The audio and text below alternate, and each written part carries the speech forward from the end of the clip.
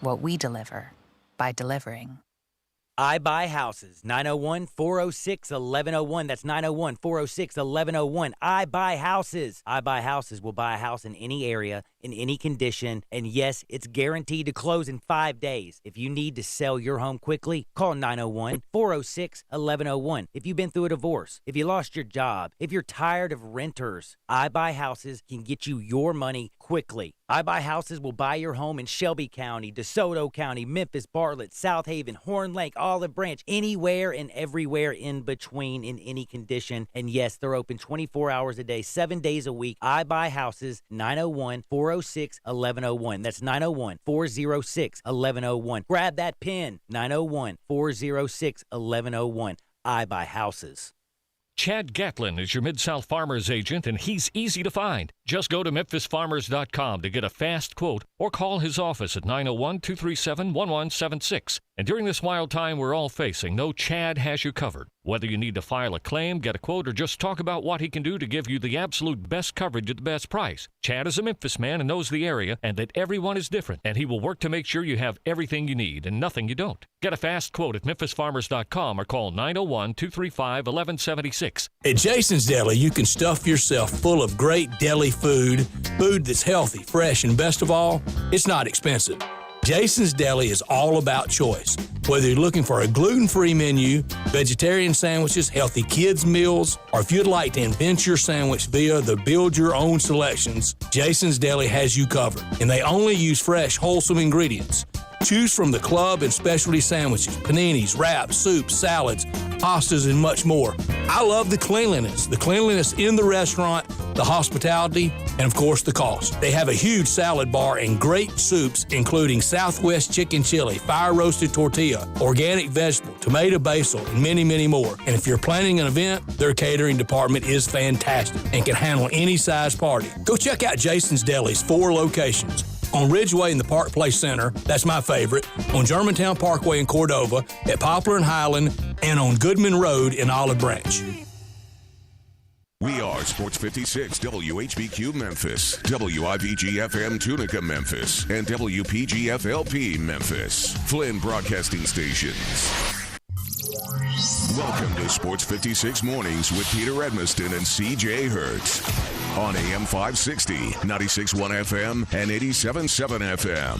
This hour is brought to you by Mid-South Power Distributors. All things diesel for over 26 years. Now, here are your hosts, Peter and CJ.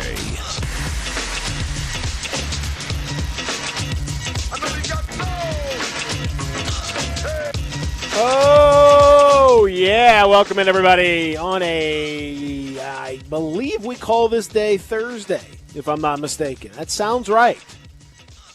You know, the days all blend together when you're sort of quarantined. So I think we should just kind of come up with new names for them, frankly. But we're going to stick with the ones, I guess, for now, the ones that we've got. Weekdays, weekends, they're all the same, really. The days are similar. Basically, it's just since about, mid-March, I think we've just had one long day, is what it seems like. A very, very long day that continues. Probably will continue for another couple months. Just a real long one, and maybe someday we'll go to that next day, hopefully, down the line. In the meantime, we're going to get you through the few hours of this day as best we can with some fun and some entertainment and some information and all that sort of thing, and a chance for you to get out there and tell a little bit about your story, too, if that's something that you would like to do. My name is Peter Edmiston. I am joined by my friend, my colleague, my compadre, my fellow long day haver. His name is CJ Hurt.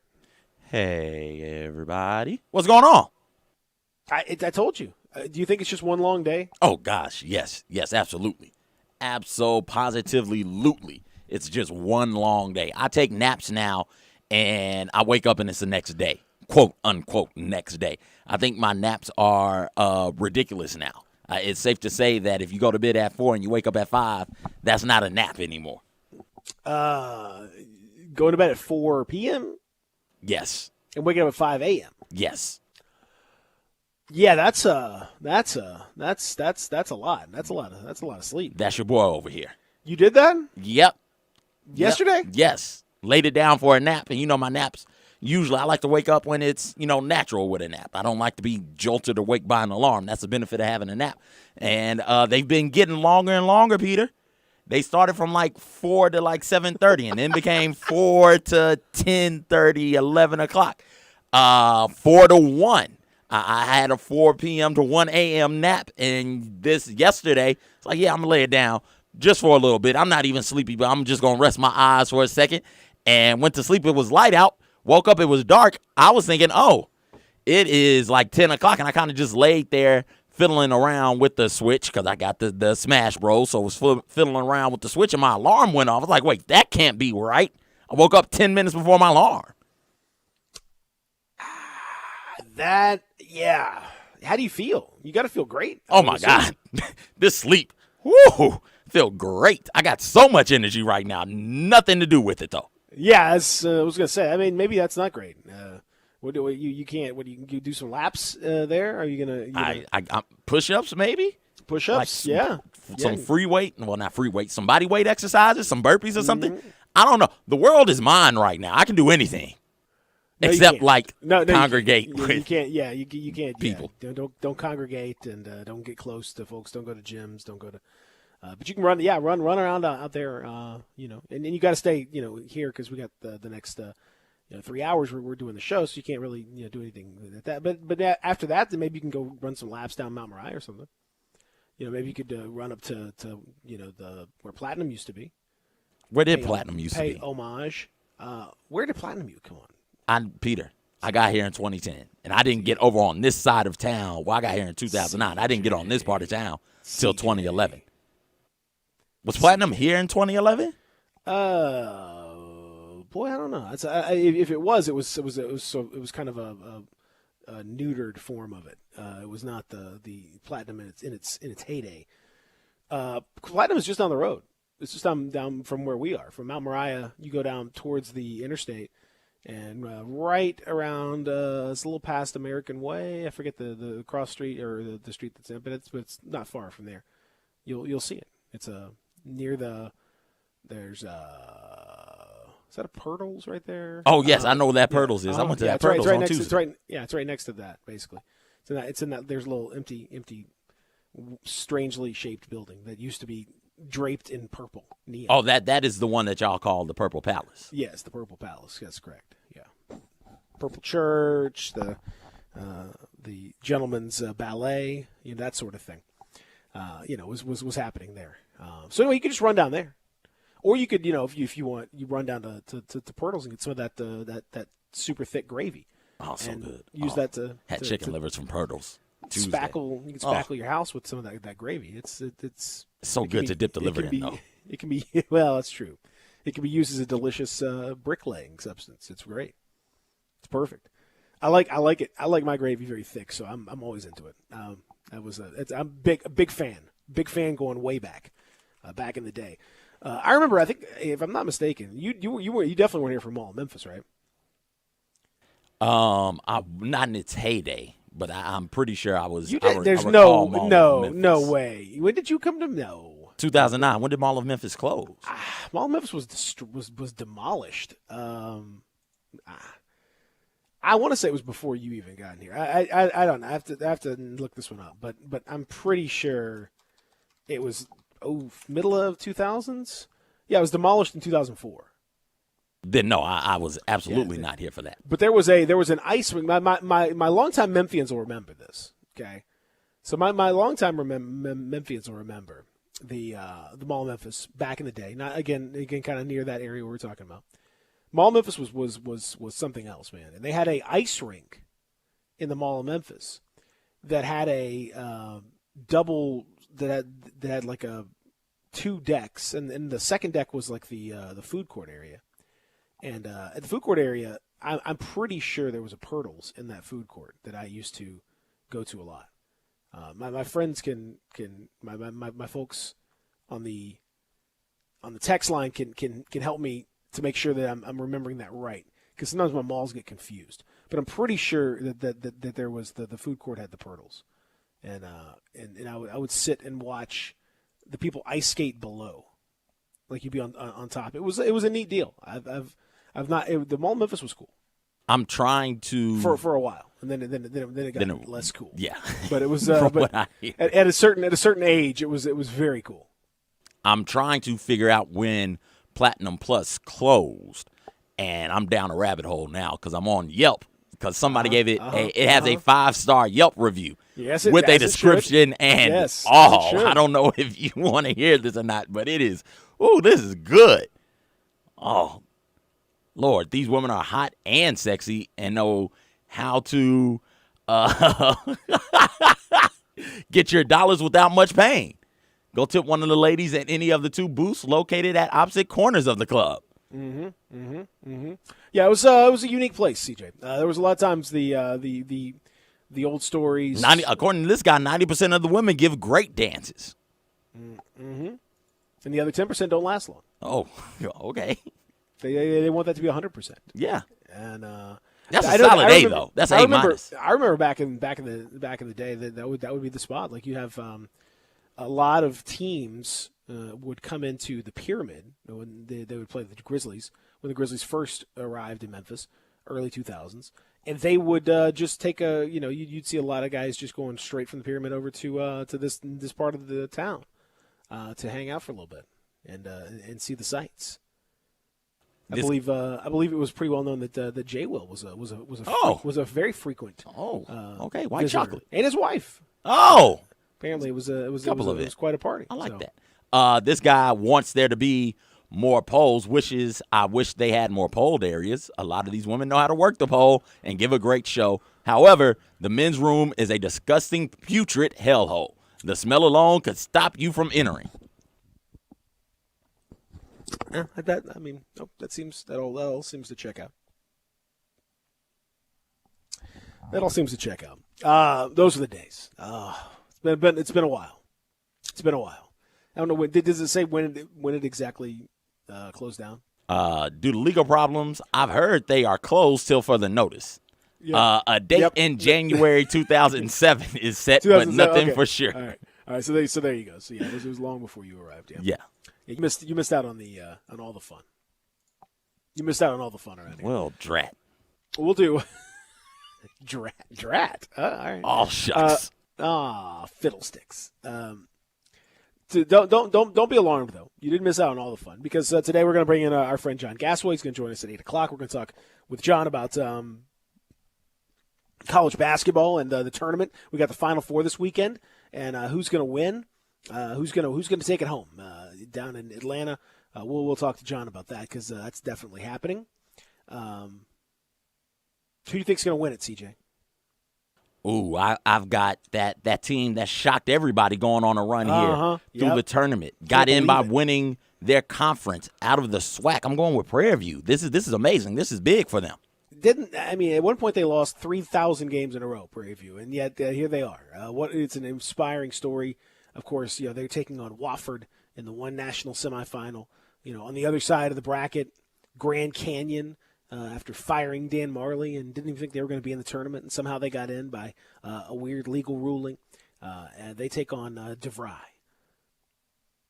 Didn't even know that DeVry. I didn't know DeVry had a team. Well, DeVry. Well, hats off to him. But DeVry was used to it because they were already, remotely doing all their classes anyway. So all their players were ready for it. They had been practicing remotely. They're the first team that does Zoom video conference basketball practices.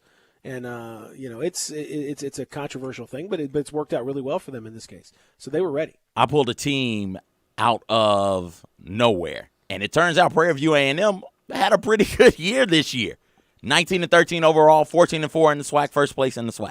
So that is plausible that they could have went on a run here and got to the Final Four. Wasn't as absurd as I thought it was. Well, no. Now Mississippi Valley State, on the other hand, Alabama State,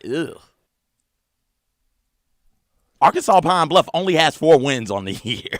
Well, yeah, their schedule. If you remember, they did the deal where they played like everyone in the first, as the SWAC March of Doom when they have to play, all these teams in like a short amount of time just to get all the money that you can possibly get from these bye games. And I know that they had a pretty rough go of it. A lot of those teams had a pretty rough go of it going through all of that. Then coming up later on in the show, one of the few things that might go off somewhat close or somewhat possibly close to plan. There are very few of those things in sports. One of them, though, the NBA draft.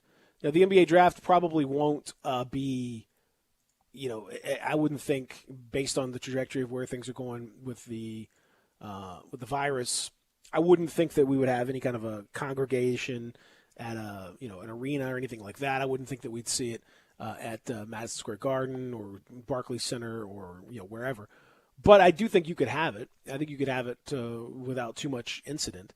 And I think, in fact, you'll probably have the draft before you have your next NBA game. I think they'll just go ahead and do the draft prior to all that because there's going to be so much uncertainty, if not cancellations outright. So in keeping with that and keeping with the fact that it might actually be as close to business as usual as anything could be, then we're going to talk to Sam Vicente of The Athletic, my colleague over at The Athletic, who is he helped me greatly with a piece earlier this week. And if you're a Grizzly fan, I hope you gave it a look. We outlined some scenarios for the Grizzlies as far as what would happen with their pick.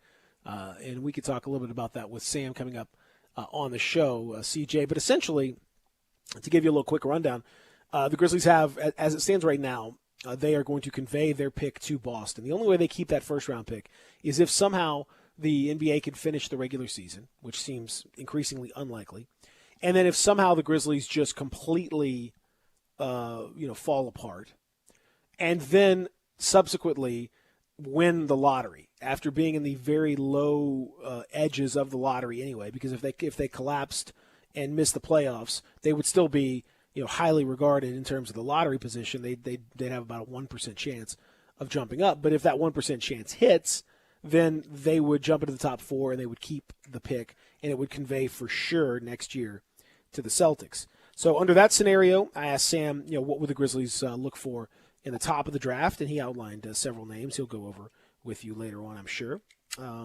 Then the more likely situation is they don't have their first-round pick, but they use their second-round pick, which their personal second-round pick, the team has already traded it away as part of the ill-fated Justin Holiday trade last year. They traded this year's and next year's second-round picks to Chicago for that. Not a great idea. Not a real good deal. So that's out. Just forget about that. But they do have Phoenix's second-round pick, which they got as part of the DeAnthony Melton and Josh Jackson trade involving Javon Carter and some cash savings for Phoenix. That is the 40th overall pick right now. So Sam went through some names at 40. I asked him to go through some names if the Grizzlies wanted to have an immediate contributor or someone they think could jump in and be a part of the roster right away, as we've seen from guys like Dylan Brooks, who came in and was pretty much a part of the roster right out of the gate, even though he was a mid-second round pick. Someone like that. Or I also asked him to outline what it would look like if the Grizzlies decided to use that pick on someone they saw as a long-term candidate, either to stash away in the G League here, the way that you saw back in the day with Andrew Harrison. A lot of teams have taken G League guys and had them sign a G League contract for a year and then go forward, or maybe an international stash guy. Because the Grizzlies, if you look at their roster, they're under a bit of a roster crunch right now, where it's not a big deal, but in terms of like drafting, if you assume that they bring back DeAnthony Melton, you've already got Jonte Porter, who is going to come back as well, barring some injury-related situation. They signed him to be part of next year's roster. That's 14 spots right there. You still haven't dealt with Josh Jackson. If you bring him back or sign someone as a free agent, that's 15, and you still need a roster spot for your draft pick. So knowing all of that, it seems pretty likely that the draftee, if they're going to kind of do it that way, it seems to me, CJ, they would be kind of looking to use that pick on somebody they wouldn't necessarily need to fill the roster out with, or maybe go with a two-way player, the way they did with Conchar. Something like that might be a possibility as well. But I think because of the roster crunch, it seems unlikely to me that they are going to have a guy that they can go ahead and just sign outright. Yeah, I don't know if that's going to be possible either. And you brought up the fact about Josh Jackson, who, since he's been called up, has been really, really good and a really nice piece for the Grizzlies. If they both sides agree to him coming back, I don't think they have any roster space for anybody else. They've done such a good job of acquiring young pieces for a 3-4 year period that when you do that, that becomes your team. You really don't have a lot of space available unless you trade something away to create said space. Yeah, that's a possibility. I mean, they could certainly, there are all sorts of trades that are out there potentially. I mean, who knows? We've seen this team is definitely capable of pulling off some interesting trades. So that's always out there. There's also the option they could cut, Marko Guduric without too much difficulty. With respect to Marko, not sure that it's going to work out with him. Doesn't appear at this point to be an NBA player. Maybe at some point he was a very nice guy, good teammate, all the stuff. He's been a positive in that sense, but on the court, not so much. It has not really worked out with him. So you could afford to waive him and not have too much of an issue, or in a weirder scenario, I suppose, or if you needed even more, if you had something, a trade or something coming in that was kind of lopsided, you could waive like some of your expiring contracts. I think they'd rather not do that, but you could do that too. So there are ways for them to open up spots, but I don't think they really want to use them if they can help it. So there is that opportunity. But anyway, if you read, you can read the story on The Athletic now, and then you can listen to Sam later on today. He'll join us. He's also got his big board coming out too, going over the entire draft as well. That'll come out I think later on this morning too on The Athletic. So check that out. And if you haven't joined the Athletic yet, there's a 90-day free trial for new subscribers. 90 days, 3 months. I don't know if we're going to be playing by then or not, but, hey, 90 days, man.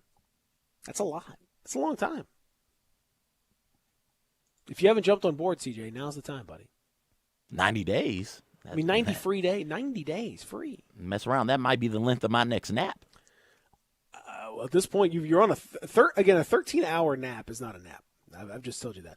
Once you cycle past, I think our listeners, we determined it was somewhere in the 3 to 4 hour range. Once you cycle past that, you are sleeping. That's a sleep, and you definitely had not only a sleep but a big sleep. Did you wake up like super hungry? Did you eat dinner or anything? You just no. I hadn't eaten all morning. I feel fine. My metabolism must have stopped. Yeah, you're that was like a bear. It was like a hibernation, a little mini hibernation, where you just slowed your body down completely, and just essential services only for your body to make sure that metabolism slowed down, so you wouldn't need all that. You could start to feed off of some of the blubber that you've been storing up. And I have a lot of it, boy. Oh, these love handles. Oh, me too. I got plenty. I could probably sleep for a month and still be just fine, no problem. But I'm not going to try it because I do enjoy eating. So food is so good. I know. That's the thing about food, That's the tricky part. If it wasn't so darn tasty, maybe I'd eat a little less. But but it's so tasty. All of it. It's so tasty. I did tacos yesterday. Oh my gosh, so good. When did you do tacos? When you were like at lunch? Like what? I guess lunch, dinner. I don't know. What do you mean? You didn't it was like 2. From 2 is that's lunch. Okay. At the very late lunch, least. early dinner at 2. That's dinner, but there you go. Now that being said, we'll come back and hey CJ, you got that wheel of conversation. Oh yeah, I do have the wheel of conversation. I've taken off all the movie stuff because the past 2 days we've had back-to-back movies. Okay, so we'll spin the wheel of conversation coming up later on in the show. We're going to talk to John Gasway. We're going to talk to Sam City. We're going to do a lot here as we continue on a busy edition. Sports 56 Mornings. Peter and CJ with you on this Thursday. Yeah, it seems like Thursday. Real Sports Talk, Sports 56 96.1 87.7. The word is out about R&R on Sports, where you've heard interviews from Ken Griffith Jr., Dr. J, Hank Aaron, and many, many more. Right here, R&R on Sports, Saturday mornings, 9 a.m., Sports 56, 96.1, and 87.7. Don't miss it.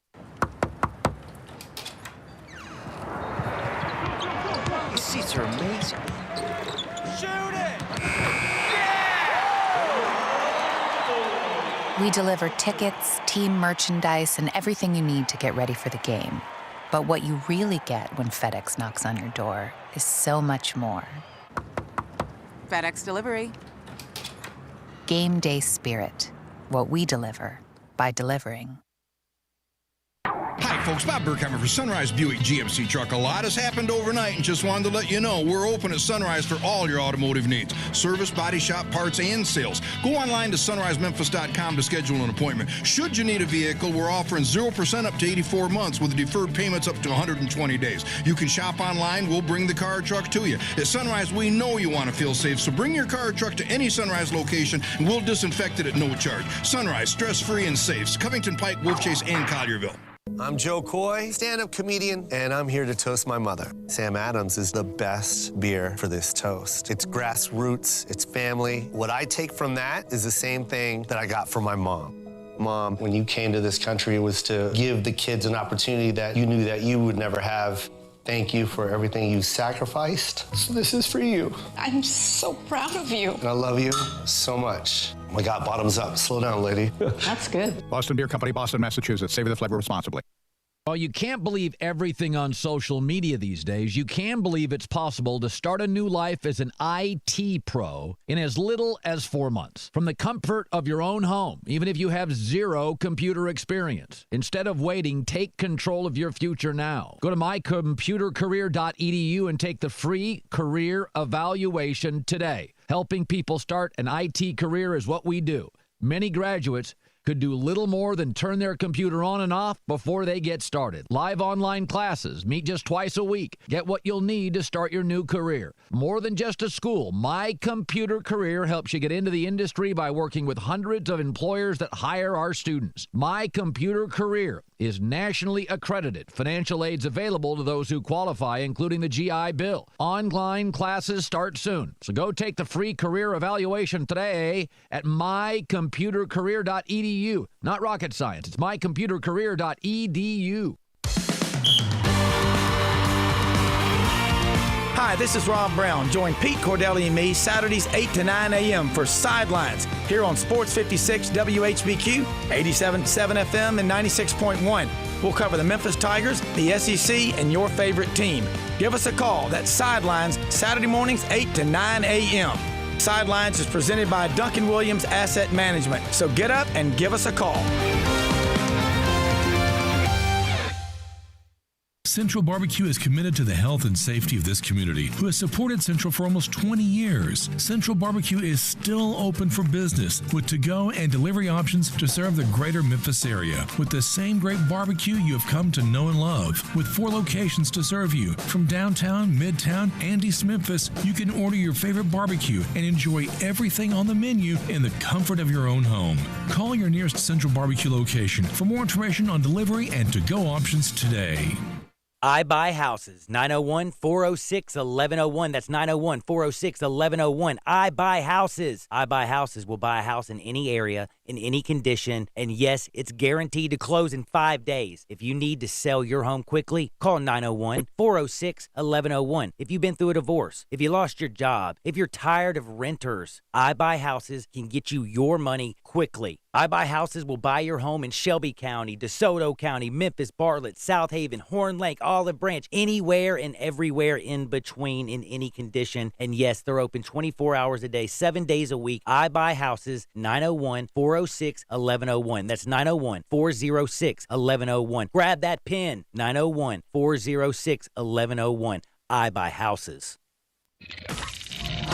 Welcome back to Sports 56 Mornings with Peter Edmiston and CJ Hurt. This hour is brought to you by Mid-South Power Distributors. Here once again are Peter and CJ.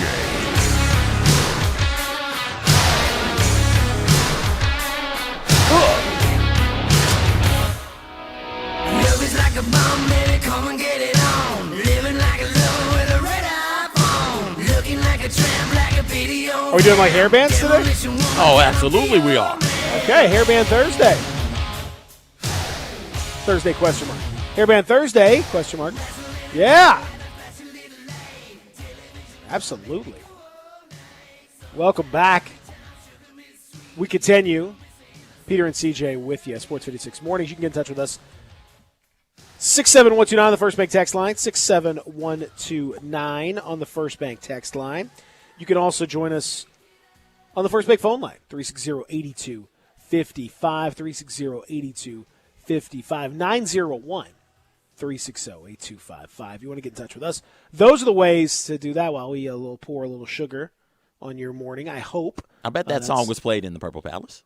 I'm 1,000% sure that it was played a lot among many other classic hits. Pony, I think, was probably towards the end of it. I think you heard a lot of Pony. Genuine Pony? Uh-huh. Yeah. Oh, nice. All right. I see you. Yeah. Yeah, they're one of those songs. This you kind of put this on the list. Songs that have the most distinctive opening notes, like songs that when you hear that first little stinger note, you know like exactly what the song is within a nanosecond. You're like, yep, that's it. And you get excited to hear it also. Have you seen the DJ battles?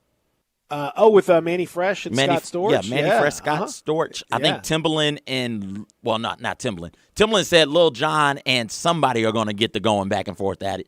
I Why love is it. Timbaland not going to do it? He's a producer. He's not a DJ, I guess, but he's a producer. Timbaland would murk everybody. You brought up Pony. Like, that's Timbaland's beat.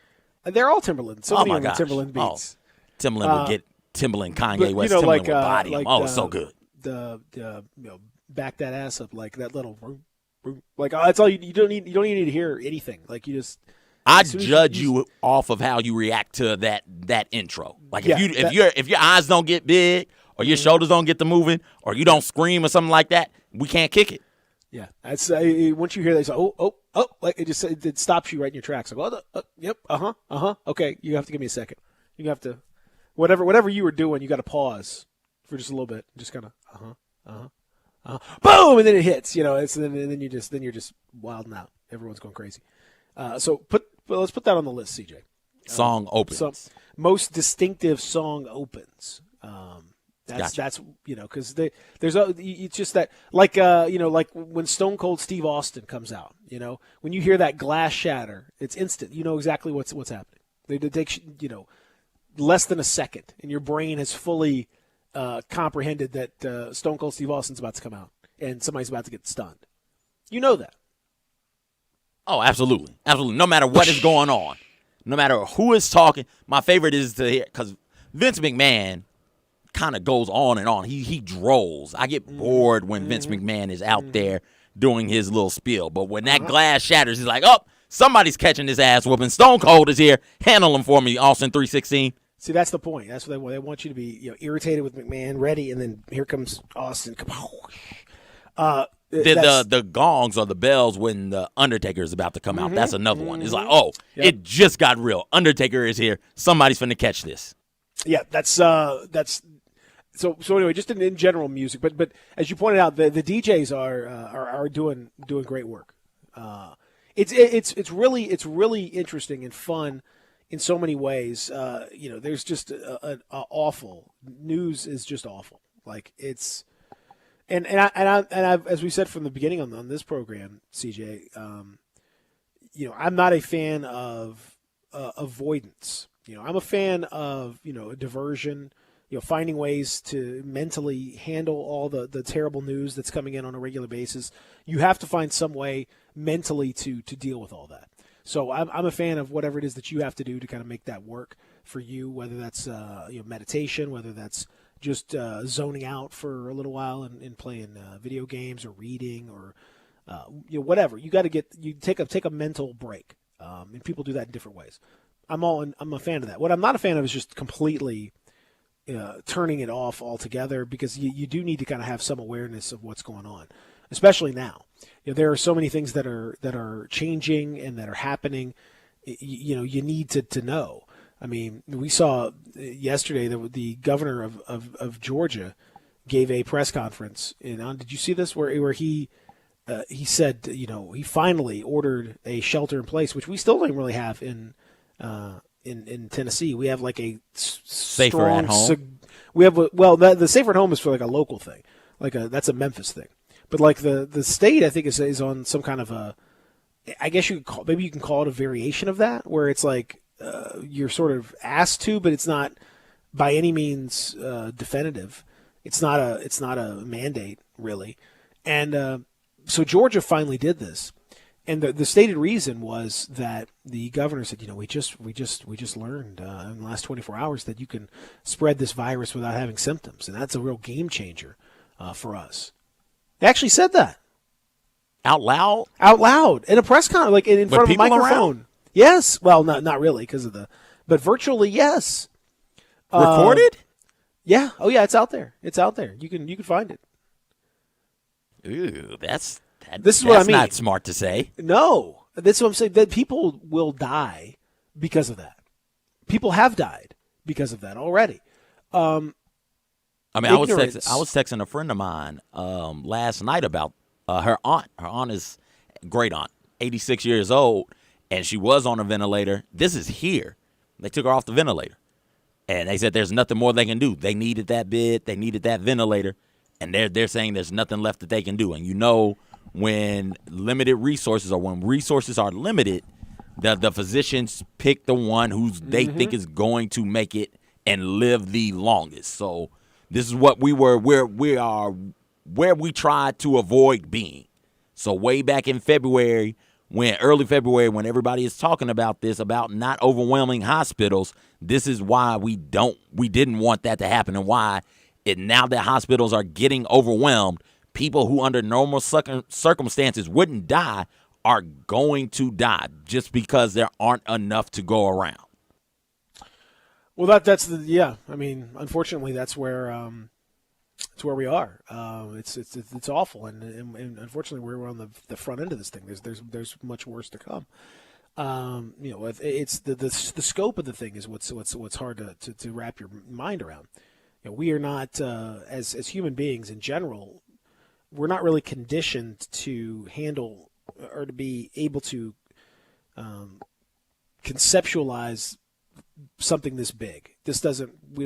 Our brains don't want to. We struggle against that naturally. So it's hard, and especially when it's in a little bit more of a slow motion kind of thing, rather than something that immediately happens. I mean, the horror and outrage and tragedy that was 9/11, awful in so many ways, but it was also something you could easily wrap your mind around. You could see it. It happened very suddenly. There was a shocking and horrible loss of life, and that was an event that you can sort of see it, and as horrible as it was, wrap your mind around to some extent. We've already lost 1,000 more Americans than we did in 9/11 in this already. And we're just beginning. I mean, the numbers get to a much higher, we're talking World War level of casualties here when this thing is all said and done. And, if you remember the reaction that we had to 9/11, this is, I doubt very seriously this is going to be anywhere proportional to that. Because, again, it's hard for us to conceive of what those numbers mean in your day-to-day life. How can you even wrap your brain around that? A number, you say, you saw a press conference the other day talking about, 100,000 casualties as 100,000 deaths as a low end, as a good outcome. What? Like, how can you? So I get people's desire to just kind of turtle up and go into the shell. I get it, because I can't blame you for that. But if you do, then you miss out on some of the things that you need to do. Like, for example, the proliferation and discussion now of wearing facial coverings and masks, which, over the last week or so has started to become now what people are being asked to do. Not necessarily wear one of the N95 medical grade ones that are out there for the medical professionals, and those are the ones that are in short supply and need to be used by frontline physicians and ER folks and people that are transporting patients, all that stuff. They need the but if you put any kind of a facial covering on, you can limit to some extent the spread. It's disproportionately spread through large droplets, like when you talk and you have a little spit that comes out, or when you sneeze, or when you cough. And covering your face helps to eliminate some of the biggest of those particles. Not all of them. It's not perfect, but it's a step in the right direction. And if you're not watching and paying attention to what's going on news-wise, you miss stuff like that, and you end up sounding, in the worst case scenario, like the governor of Georgia, who is out here making very bad decisions on a very big scale because he's got his head in the sand and he's listening to the wrong people, and he's got the echo chamber around him. I would just encourage you not to have the echo chamber around you. I would encourage you because it may be your life, it may be someone that you care very deeply about who is already affected by this or could be, and you can help to do your part. So please stay out of the echo chamber. Just in general, the echo chamber, is not a good place to be, because you don't get a chance to see things from others' perspective, and you lose that. And because we are not a monolith, and because everybody has different thoughts, and while they might not be thoughts that you would have had on your own, you become aware of those thoughts by getting outside of your comfort zone and then experiencing them. And you might say, hey, you know what? That was a good thought, and I wouldn't have known that had I not stepped outside of my comfort zone. Yeah, and you have to do that sort of thing. So I get what you have to do to make that work for you, whatever that has to be. So there's lots of different things that you could potentially be dealing with, and like I said, don't just sit there and I don't know that social media is healthy to take in big doses right now. So I'm not saying just open the pipe and just let it flow for hours and hours and hours, which is another thing. You go down the rabbit hole in the other direction too, and just be so immersed in it that you can't even, you're just paralyzed by all this various analysis and what's happening in the horrors and all that, and you could just kind of sit there and not do anything. You got to find some kind of a middle ground.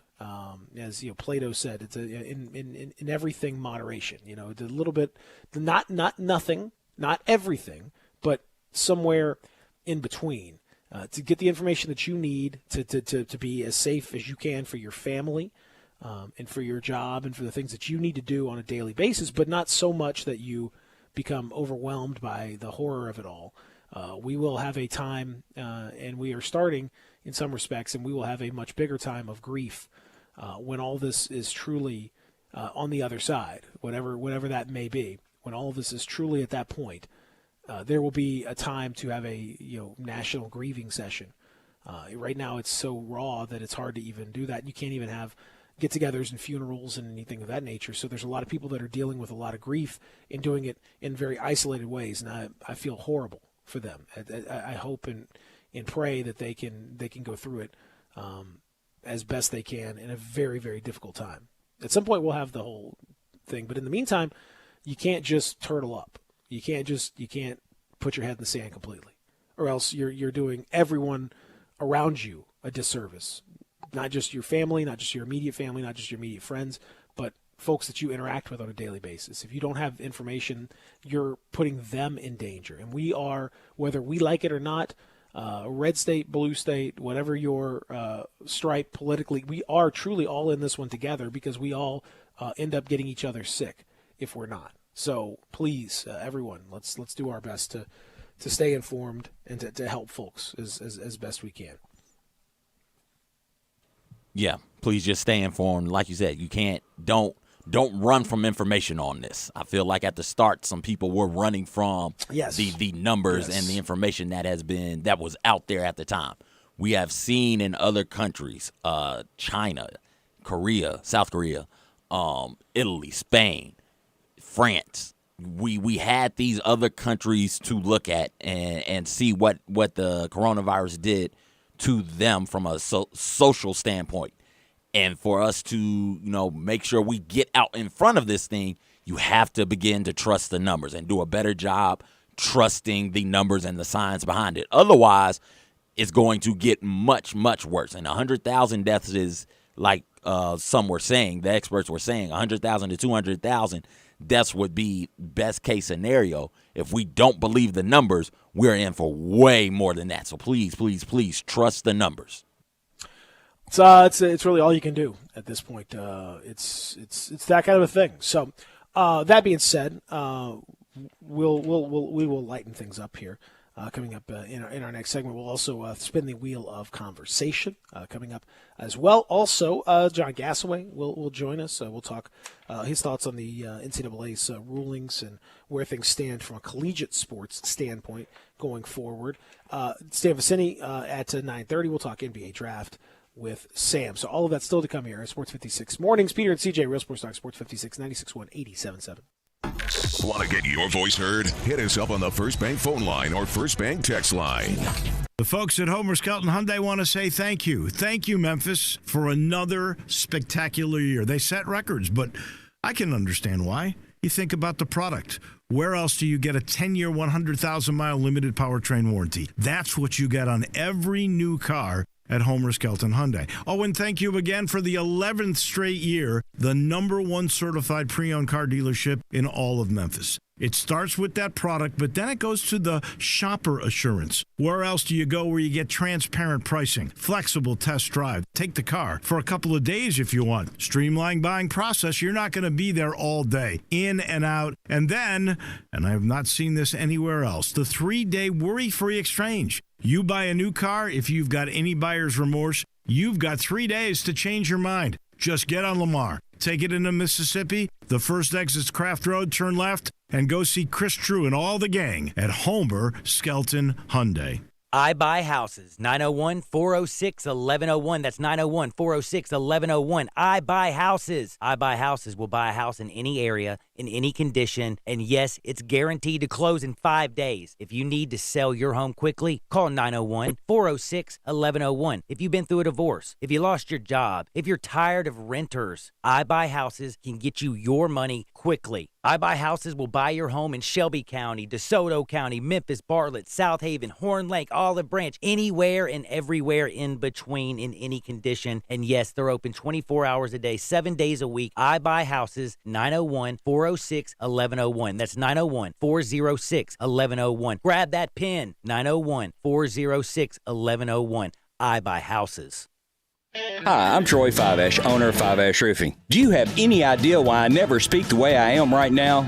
It's because if you're honest, sincere, and knowledgeable, you do not need fast-talking, high-energy, gimmick-promising advertising to get a customer's attention. Speaking of that, how do you think companies can offer huge rebates and giveaways when you use their services or buy their products? By overcharging you in the first place, that's how. Fiveash Roofing doesn't operate that way. It's misleading and dishonest. When I provide a customer with the best products and the best service possible and do it at a fair price, why would I need gimmicks to sell it? Best products, best warranties, and best service possible. That's all we offer. Well, that and financing. Fiveash Roofing, proud partner of the Memphis Tigers and the official roofer of the Memphis Tigers home team. Fiveash Roofing, fair, honest, and ethical. 367-0050 or memphisroofer.com. 367-0050 or memphisroofer.com. Fiveash Roofing, it's what we do. We're here for you. Central Barbecue is committed to the health and safety of this community, who has supported Central for almost 20 years. Central Barbecue is still open for business with to-go and delivery options to serve the greater Memphis area with the same great barbecue you have come to know and love. With 4 locations to serve you, from downtown, midtown, and East Memphis, you can order your favorite barbecue and enjoy everything on the menu in the comfort of your own home. Call your nearest Central Barbecue location for more information on delivery and to-go options today. Welcome back to Sports 56 Mornings with Peter Edmiston and CJ Hurt. This hour is brought to you by Mid-South Power Distributors. Here once again are Peter and CJ.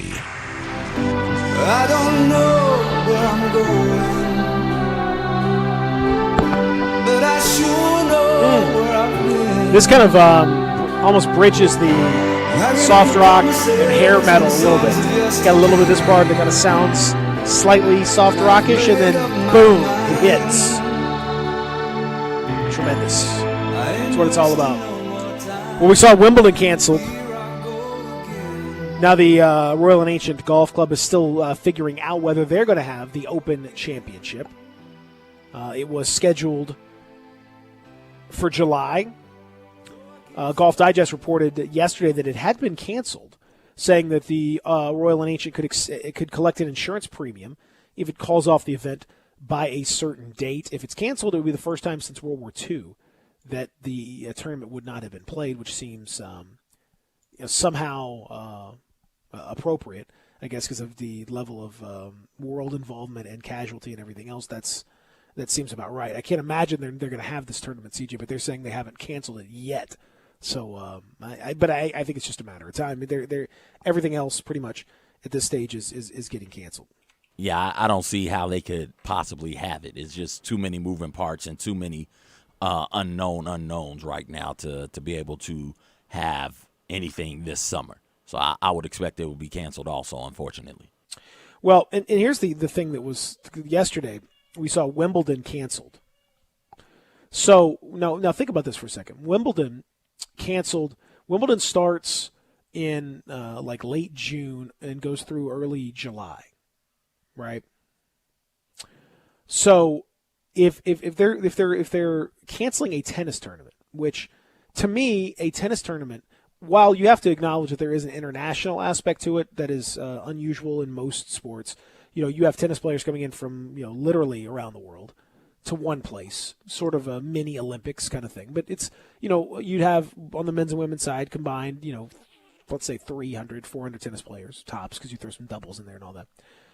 They're coming in and they're playing, but you could have a 300 or 400 person event with various officials and that kind of thing. Let's say 1,000 people. That's a lot, but it's not inconceivable that you could keep them socially distant for the most part. Tennis is, individual. You're talking one person on one side of the net. The net is a beautiful spacer of social distance. Yeah, that's about 10 feet. So you're fine. You're fine there. And yet they can't play this event, and they've already gone ahead and canceled it. This being one of the easier ones comparatively to handle. I mean, you can't really think about football. You've got, 11 on each side on the field and, several dozen more on each sideline off the field. But if they've already made the determination that they cannot have Wimbledon, how are you going to have, how are people talking about having NBA games or anything in July if you can't even have a tennis tournament, which is significantly easier to put on? And from a logistical standpoint, a lot easier to keep people distant and to try to limit spread of disease or whatever. If they've said, we can't even do that in July, how are we thinking that there's going to be any sort of an NBA season? Listen, I don't want to come out here and crush the hope of people, because right now there is not a whole lot to be hopeful for.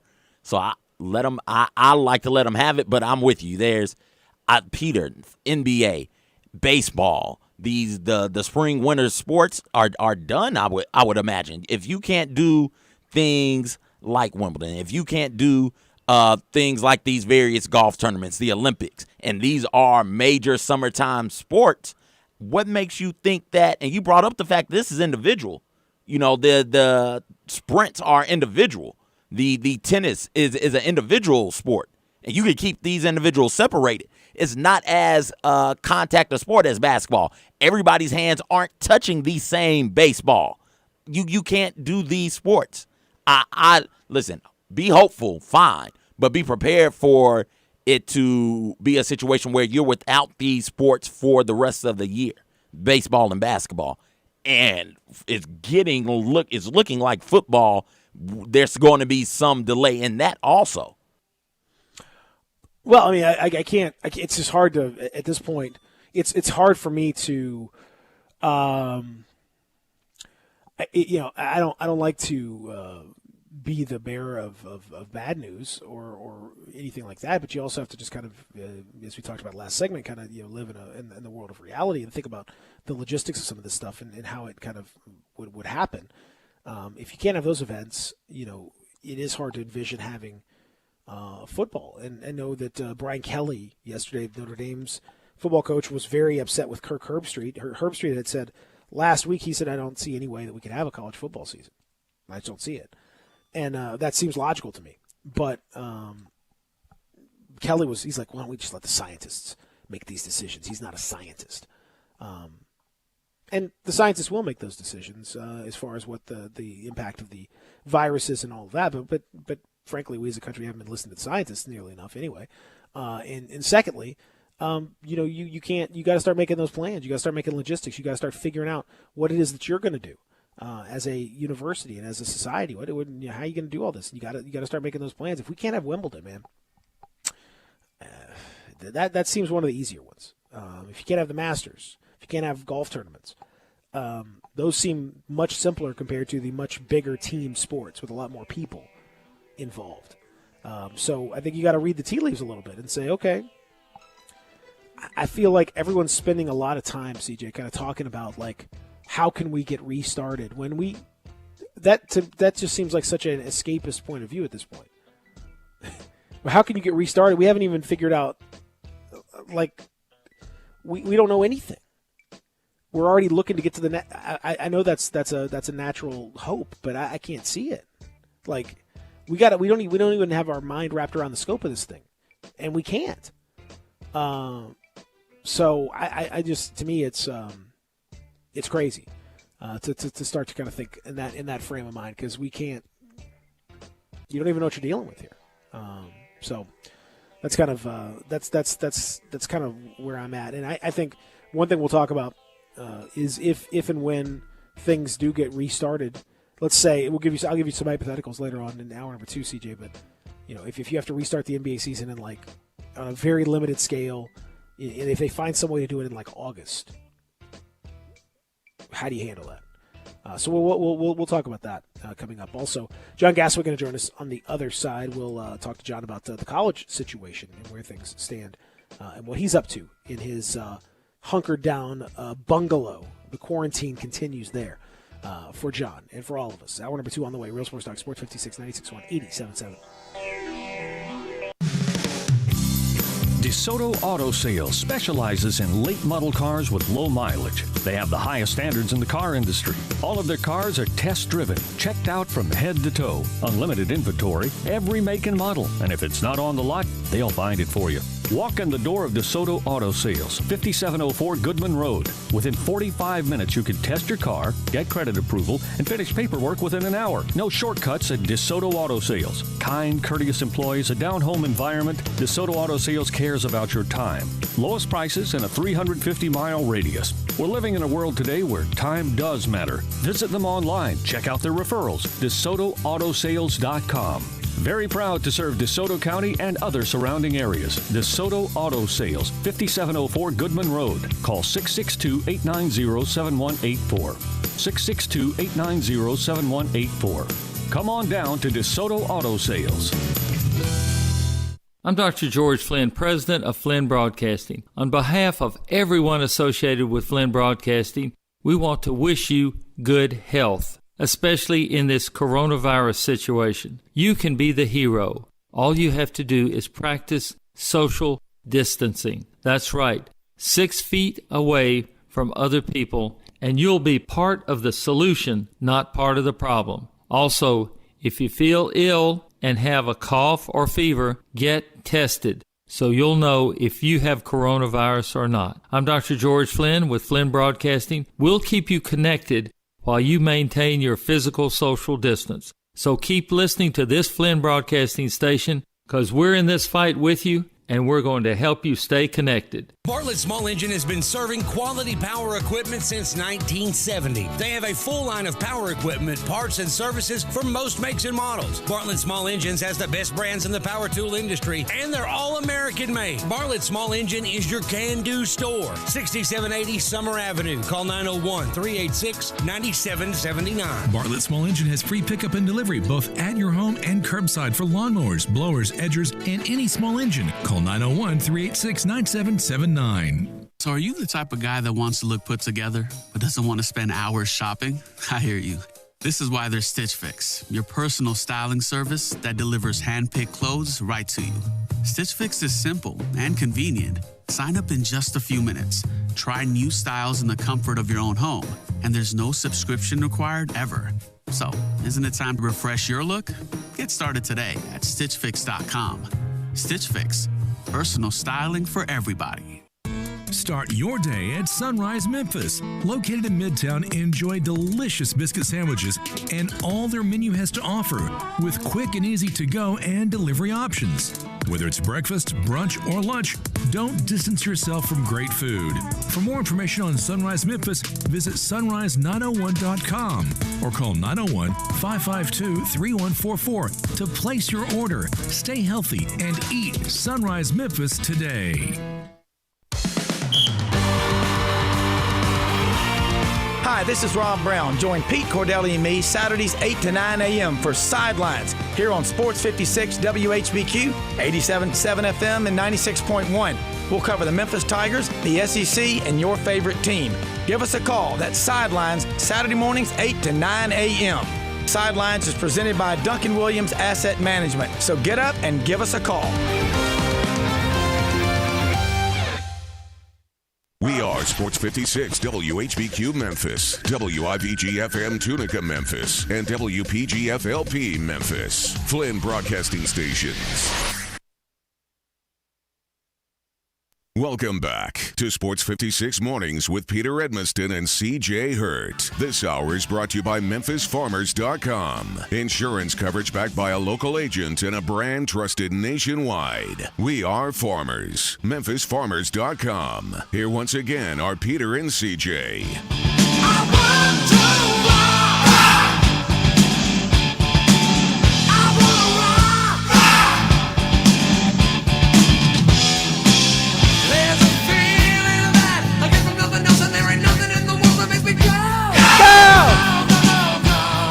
You didn't do it, CJ.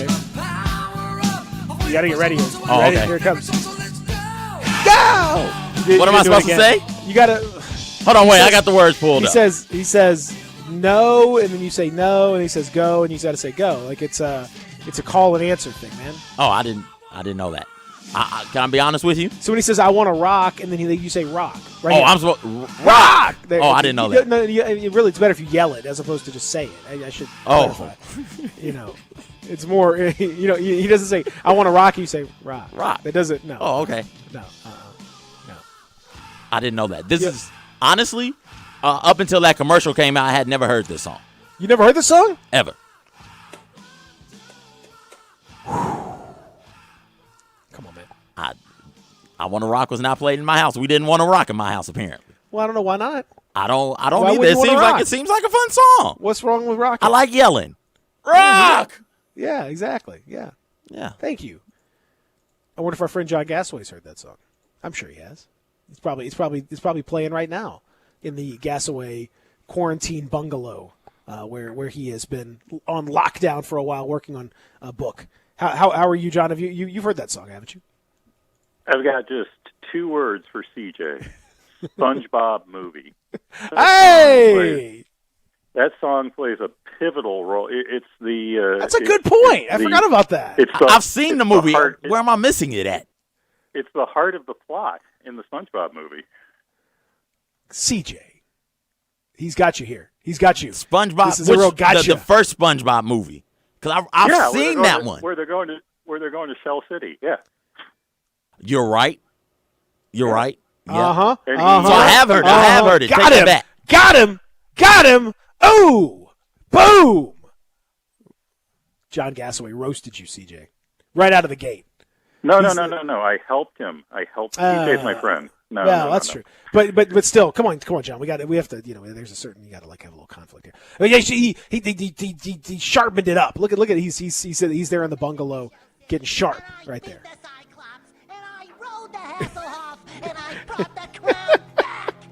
Rolled the Hasselhoff. Rolled the Hasselhoff. And I'm also a goofball and a wingnut and a knucklehead McSpagatron. Yeah. Is this a Goofy Goober? This is Goofy Goober. Wait. Take it easy. What the scallop?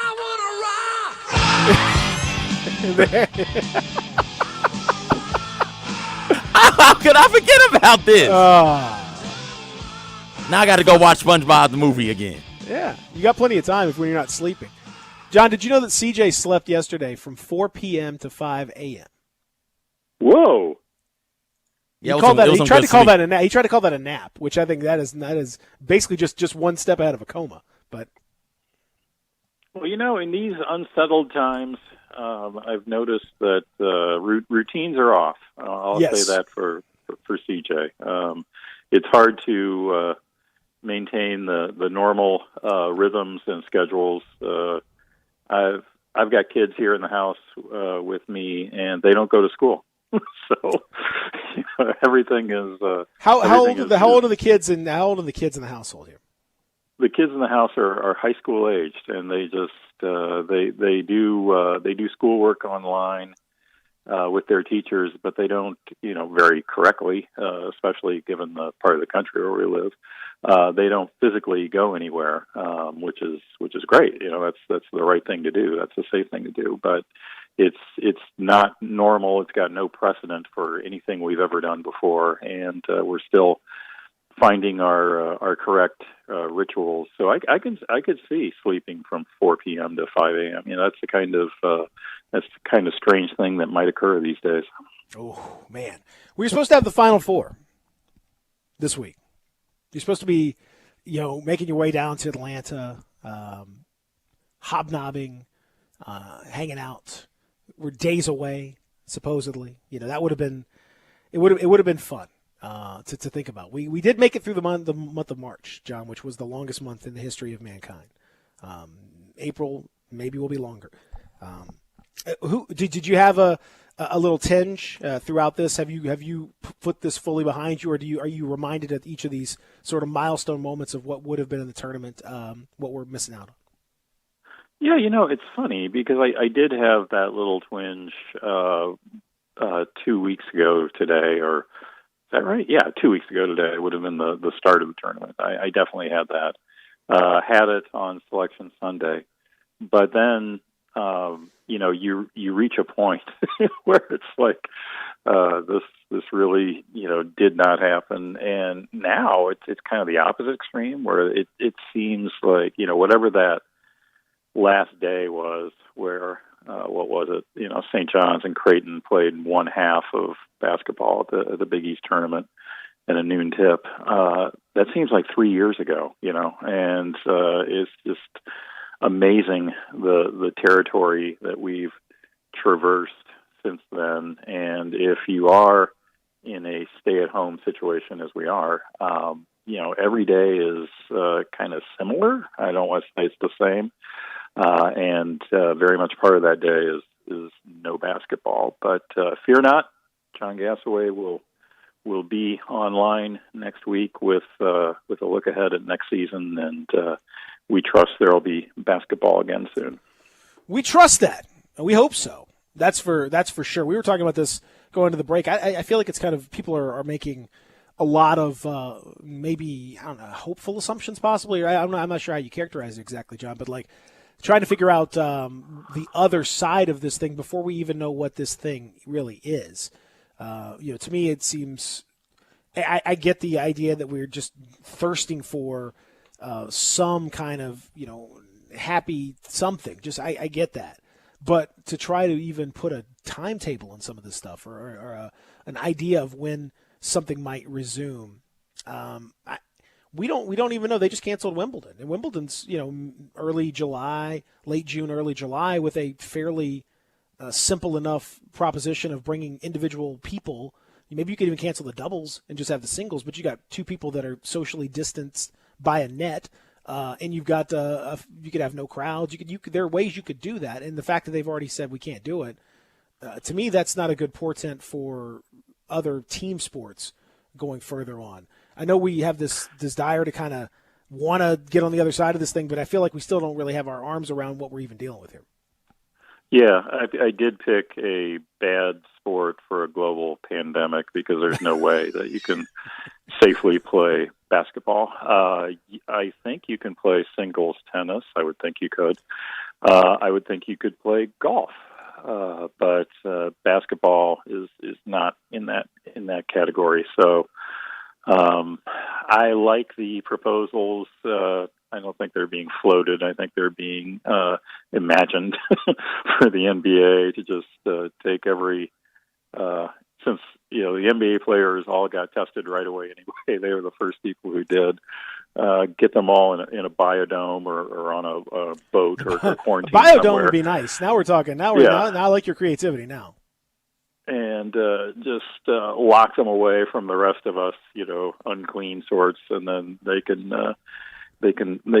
start playing games again. Obviously, with no crowds, but we can watch them playing games, and we would have something to do. So that seems more practical with the very small number of players that you have in the NBA than with the what do you got, about 4,000 players in Division I basketball. I'm not sure we could pull that off at the college level, but these are the kinds of extremes that we're being pushed to because of current circumstances. And I mean, that I'm a long time avoider of college football. I don't know anything about it, but I do know when it is played, and you do know that it looks pretty iffy for that sport. I'm not sure we're going to be up and running with a stadium full of people in late August. That feels awfully soon. It does, and I think I don't necessarily like to I don't know economically that I don't have the grasp on all this the way that a lot of the administrators and everyone else in this situation would, John. But you think about the situation that they're in now. They lost the vast majority of the $900 or so million payout that was due from Turner and CBS to air the men's basketball tournament. That is out the window. That is now they have an insurance policy on that. I understand, but it was some fraction of that, like maybe 150 or 200 million, rather than the full boat that would be available. So that whatever the difference there, $600-700 million they've lost.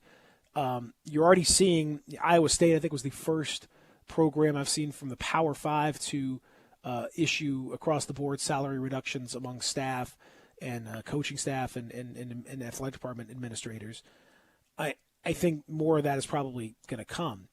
If you take football out of the mix from those schools, what are you dealing with here? Are we going to see a drastic reshaping? Is that even something on the table at this point? Can we just sort of flip the switch and get back to it if we lose football, or is this going to necessitate like a whole new environment when we get on the other end of this thing, where a lot of these programs that were kind of hand to mouth to some extent are gonna start really being in some trouble?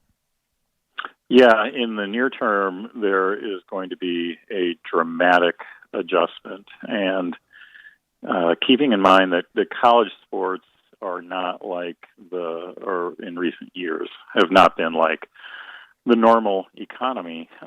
With the normal economy, a global pandemic is just this completely exogenous event. It's like a comet. It's like an asteroid, and there's no there's no guilt finding after the fact. You had a restaurant, and then there was a global pandemic. There's nothing you can do about that makes it so your restaurant doesn't get shut down.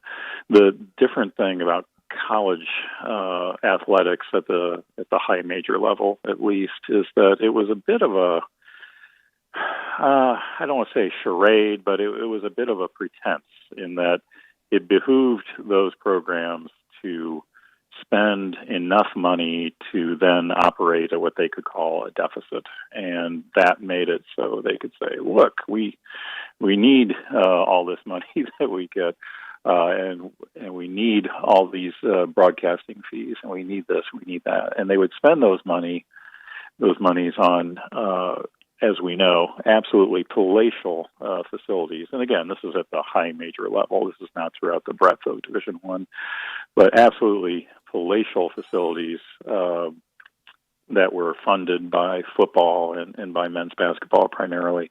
And, of course, absolutely exorbitant salaries, primarily for, of course, the head coaches. But if you go down the line, there were a lot of really well-paid people in the athletic departments in administrative capacities. And we just kind of got used to that, and now it's going to be a tough spot because all of the above have families, and all of the above have come to be used to those salaries. And when you're no longer operating in a model where you say we're going to try and spend, about 10% more than we make, so then we can say we're operating at a deficit. When that no longer obtains, that's going to be a severe adjustment. In the essentials, I think the game that college sports play, business-wise, will be the same. I think it still will come down to eyeballs and games. And if there's anything we're learning from the current circumstances, that people really miss sports, and I think they will flock to it. When they get back, if nothing else, they will flock to it on broadcast, even if they can't see it personally. So there's still a business model there, but I'm not sure we can get back to the days where we just spend on outlandish, over-the-top facilities and really high employee counts with really lush salaries. Those days might be waning, let's say, not gone, but slowly ebbing away. Now, you, as we've discussed, also happen to be a soccer fan like myself. What do you make of the thought that across the board you're going to see a bit of a reshaping of that economy as well? We've seen transfer fees for players go through the roof. We've seen salaries go through the roof at the uppermost levels, but we've also seen an increase in the disparity within each of the leagues that you're dealing with, that where really you only have one or two teams, maybe at the highest of high in the English league, which is a little more open. You have probably 4 or 5 teams that can realistically win it, but in most leagues you're talking with like 2, 3 tops that have a chance to win because of the amount of money that's out there. That may end up equalizing things when all is said and done. What do you think is the impact there? Yeah, you're seeing some, and I haven't had an opportunity to follow my international football news as closely as my basketball news, but even I see, just headlines. Barca is reducing salaries by 70%. 70%, yes. That's incredible. And I know it's easy to say, those guys are millionaires, and they are, but whatever your salary is, if you cut it by 70%, and, obviously you've made commitments based on the expectation that your salary will go forward for at least a year or two. That is a significant hit, and that is a flare shot into the sky as far as what these front offices are seeing. I return to the essentials of the model. People, particularly overseas and increasingly in the States, have loved this sport for an awfully long time, and will continue to pay to see it. My gosh, Peter, you might remember my family and I actually lived in the UK for 3 years, and to watch the Premier League. If when you were physically in the UK, you had to pay a hefty fee to Sky TV, and then when I got back home to the States, it just felt like, this is so great. It's just on TV. I just click on my TV and it's here. So there's different revenue models where you go, but clearly it's going to be an adjustment in the near term, and things are going to have to correct downward, especially if these various sports that we're talking about do have to have a lag time where they start up initially, without crowds. That was what we were doing in college basketball at the very, very, very end, like the last 36 hours or so, we were playing games without crowds.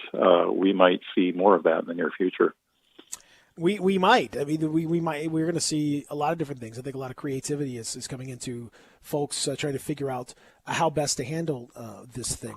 How would you handle the scholarship situation? The NCAA has kind of determined that they are going to allow players in spring sports to have seniors would have an extra year of eligibility, but they cannot necessarily a guarantee that there would be a scholarship still available. Right. How do you envision the dance of this thing going, and is that the right move, all things considered?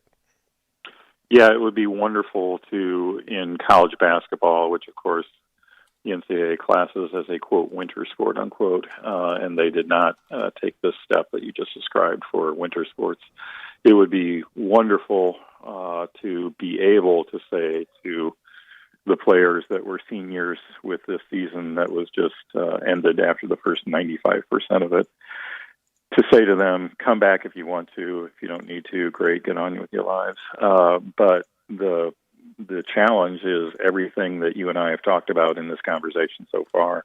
It does take money to have players, to increase the number of players that you have, in addition to being, just a logistical challenge for the coach in terms of playing time. But it's a financial challenge, and this is happening at the moment where, maybe college football happens and maybe it doesn't in all of your high major conferences outside of the Big East. Obviously, football is a huge driver of revenue, and suddenly that's going away. You're gonna up your expenses on basketball players for scholarships. It's tough, and I'm not sure that it could have been done easily, and now it's kind of a moot point. It was almost a full season, but we never got to see the postseason, and it's tough for those seniors.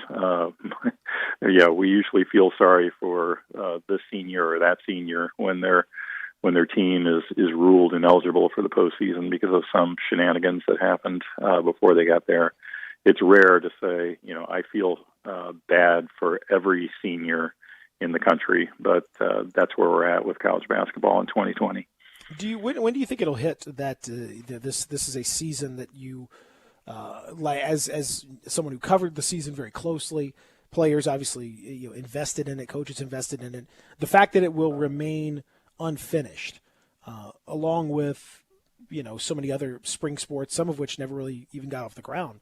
And won't even happen at all. But the fact that we got so close, we had some conference tournaments, we had some champions, we had started to lay the groundwork for an NCAA tournament on the men's and women's side. Both of those just now snuffed out.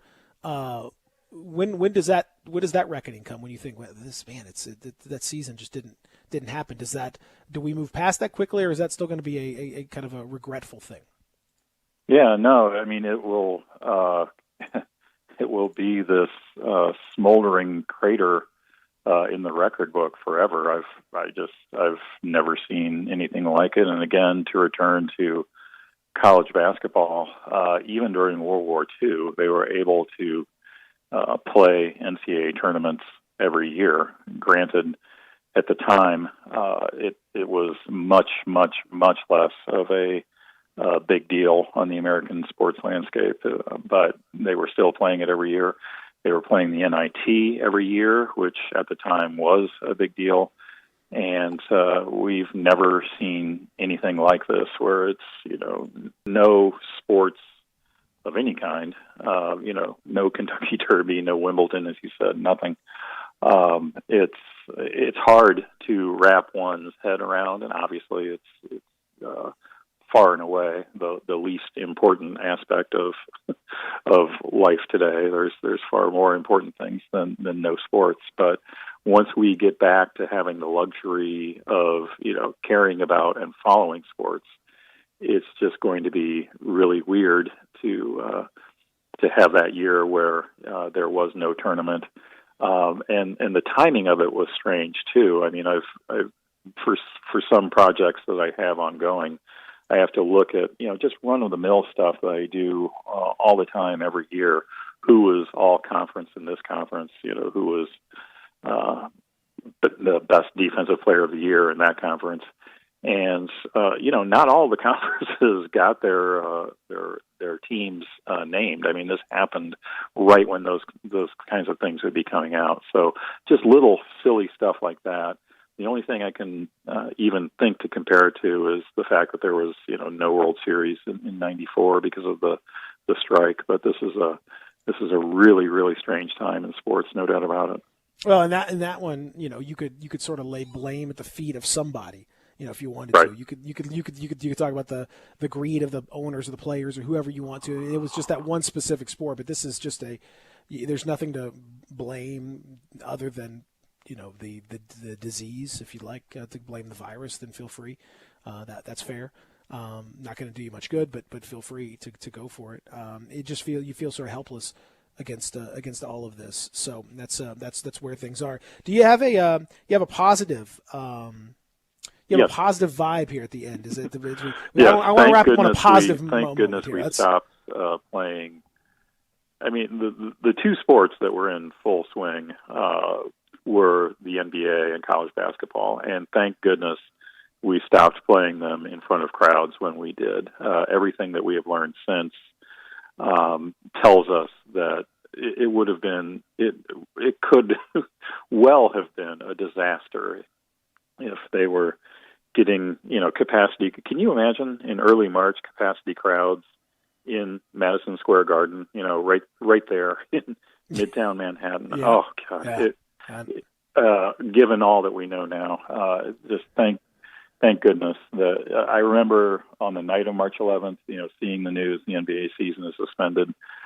And, just the smallest sports-loving part of me being, really, do we really have to do this? Yes, we really had to do that, and it couldn't have happened soon enough. So that is the positive. Thank goodness that the decisions were made and they were correct, and it could have been much, much worse. You watch a movie, a show, anything that you've been watching this week? Oh, well, the usual. I mean, I hopped on the Tiger King bandwagon, of course. See, I still haven't gotten there, so it's happening, but I can't. Do so in the next 7 days, and instead of talking about the SpongeBob movie, we can talk about Tiger King next week. That's going to be the goal. I got little kids in the house. It's hard for me to find the time to be able to watch a TV. Oh yeah, no. We don't, our TV. Yeah, we can't let them far away from the screen. Not for little ones. No. That's what I understand. It could serve as an example. Like, hey, you know why you don't do drugs? This is why. It's a good point. It's a good point. I remember reading the feature that this thing was based on back. And it was such a wild story, and I can't wait to see it kind of played out. But like, man, alive. What a mess. So we'll reconvene on that point next week. Keep yourself safe, John, and I hope those kids are hitting the books. I'm as soon as the show's over, I'm going to homeschool my 8 and 5-year-olds. So that's where the days are now. Sounds like a plan. I'll talk to you next week. All right, John. Thanks, buddy. John Gassaway, our good friend, who would normally be covering the Final Four around this time, but not going to happen. I'm afraid. When we come back, CJ, you got that wheel ready? I do have the wheel. Okay, so we're going to spin that wheel of a conversation. 9:30, we're going to talk a little NBA draft, because I do think the NBA draft could theoretically go on as close to as usual as possible. So I think that is definitely a possibility. We're going to talk to Sam Vicini about that and about the Grizzlies specifically. He and I worked on a piece this week for The Athletic on that very thing. So we'll do all of that when we continue here.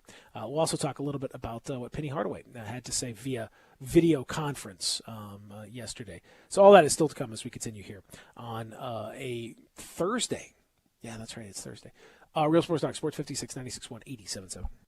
Listen online anywhere, anytime at sports56whbq.com. I know the sweetest thing in Memphis, and I know it's been around for 115 years. I'm talking about Dinstall's, and it's time to stock up heavy on Cashew Crunch, Heavenly Crunch, Turtlettes, all of your favorite Dinstall's treats. So easy to get. The sweetest thing in Memphis, all you have to do is head to Laurelwood or head to Germantown and Poplar right across from the hospital, or go where they make the candies. That's on Pleasant View. There's nothing that says Memphis better than Cashew Crunch with that little tinge of coconut, or the Turtlettes. Let's face it, there's nothing better than Dinstall's chocolate. That's the mainstay of all candies, isn't it? Milk, chocolate, although their dark chocolate is pretty darn good. And if you get the peppermint with the dark chocolate and put it in the freezer, you're going to love it. So many ways to love Dinstals. Stock up heavy on all of your favorite Dinstals treats. 115 years of making Memphis oh so sweet. Spring has arrived. That means the sale has come to James Davis Men's Store. 20% off on all seasonal sports coats and suits. Oh, that Paul Batenley suit deal still going on. It's been extended. 2 suits for $795. Normally $595 a piece. You're saving $400. They love to give you incentives at James Davis Men's Store. So now you can get $50 off on any purchase of $250 or more. And for years, I've been bragging about those incredible custom shirts, the system that we call Stant. James Davis is the only place you can get those, and now you can do that with pants. With the pants, you just take 2 measurements. It's fed into a computer, and the algorithm spits out a perfect fit try-on pair of pants. They start at $168, and you can get them in casual and dress, 5-pocket or plain front. Only the best at James Davis Men's Store in the Laurelwood Shopping Center. The spring sale is on. Farmers Insurance knows that when you're in the car and that song comes on, yes, that's the one, you have no choice but to pull out your imaginary drumsticks and smash those cymbals and stomp on that kick pedal, which unfortunately is the accelerator pedal. And we covered it. Talk to a farmer's agent who knows a thing or two because they've seen a thing or two. Call Chad Gatlin at 901-235-1176 or get a fast quote at memphisfarmers.com. We are farmers. Bum, bum, bum, bum, bum, bum. Underwritten by Farmers Truck Fire Insurance Exchanges and Affiliates. Products not available in every state. This is CJ Hurt from Sports 56 Mornings. During this coronavirus pandemic, many of you are spending all day at home, and we remind you that you can stay in touch and connected through Sports 56. Turn us on your radio, computer, phone, or smart speaker and stay up to date and connected. Meanwhile, keep practicing social distancing and remember to wash your hands often, and hopefully before long, we can get back to some sort of normalcy. Stay safe, stay healthy, and stay connected with Sports 56 and Sports56WHBQ.com. Sports 56 would like to recognize local businesses that are out there still feeding and providing for the community via curbside pickup. Let's support local business with your business. These local businesses include Shelby Forest General Store, Let It Fly, Moon Dance Grill, Great Wines, Germantown Wines and Liquors, Corks Wines and Liquors. Sports 56 appreciates the support of local businesses always, but especially during this time. Thank you. Central Barbecue is committed to the health and safety of this community, who has supported Central for almost 20 years. Central Barbecue is still open for business with to-go and delivery options to serve the greater Memphis area with the same great barbecue you have come to know and love. With 4 locations to serve you, from downtown, midtown, and East Memphis, you can order your favorite barbecue and enjoy everything on the menu in the comfort of your own home. Call your nearest Central Barbecue location for more information on delivery and to-go options today. Welcome back to Sports 56 Mornings with Peter Edmiston and CJ Hurt. This hour is brought to you by MemphisFarmers.com. Insurance coverage backed by a local agent and a brand trusted nationwide. We are farmers. MemphisFarmers.com. Here once again are Peter and CJ.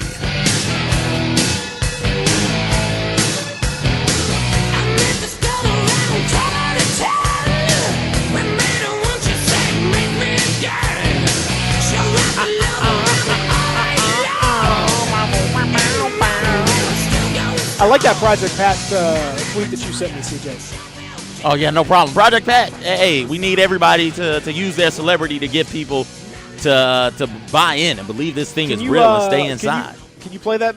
Oh, can I play it? I can absolutely play it. It seems like we can learn those lessons, and there's nothing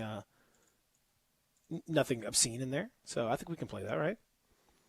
It's a good message for everybody out there for Project Pat in these troubled times. By the way, speaking of those troubled times, life being confusing. If you're ready to sell your house now or need cash fast, you can call Bill. I Buy Houses, 901-406-1101, 901-406-1101 for Bill.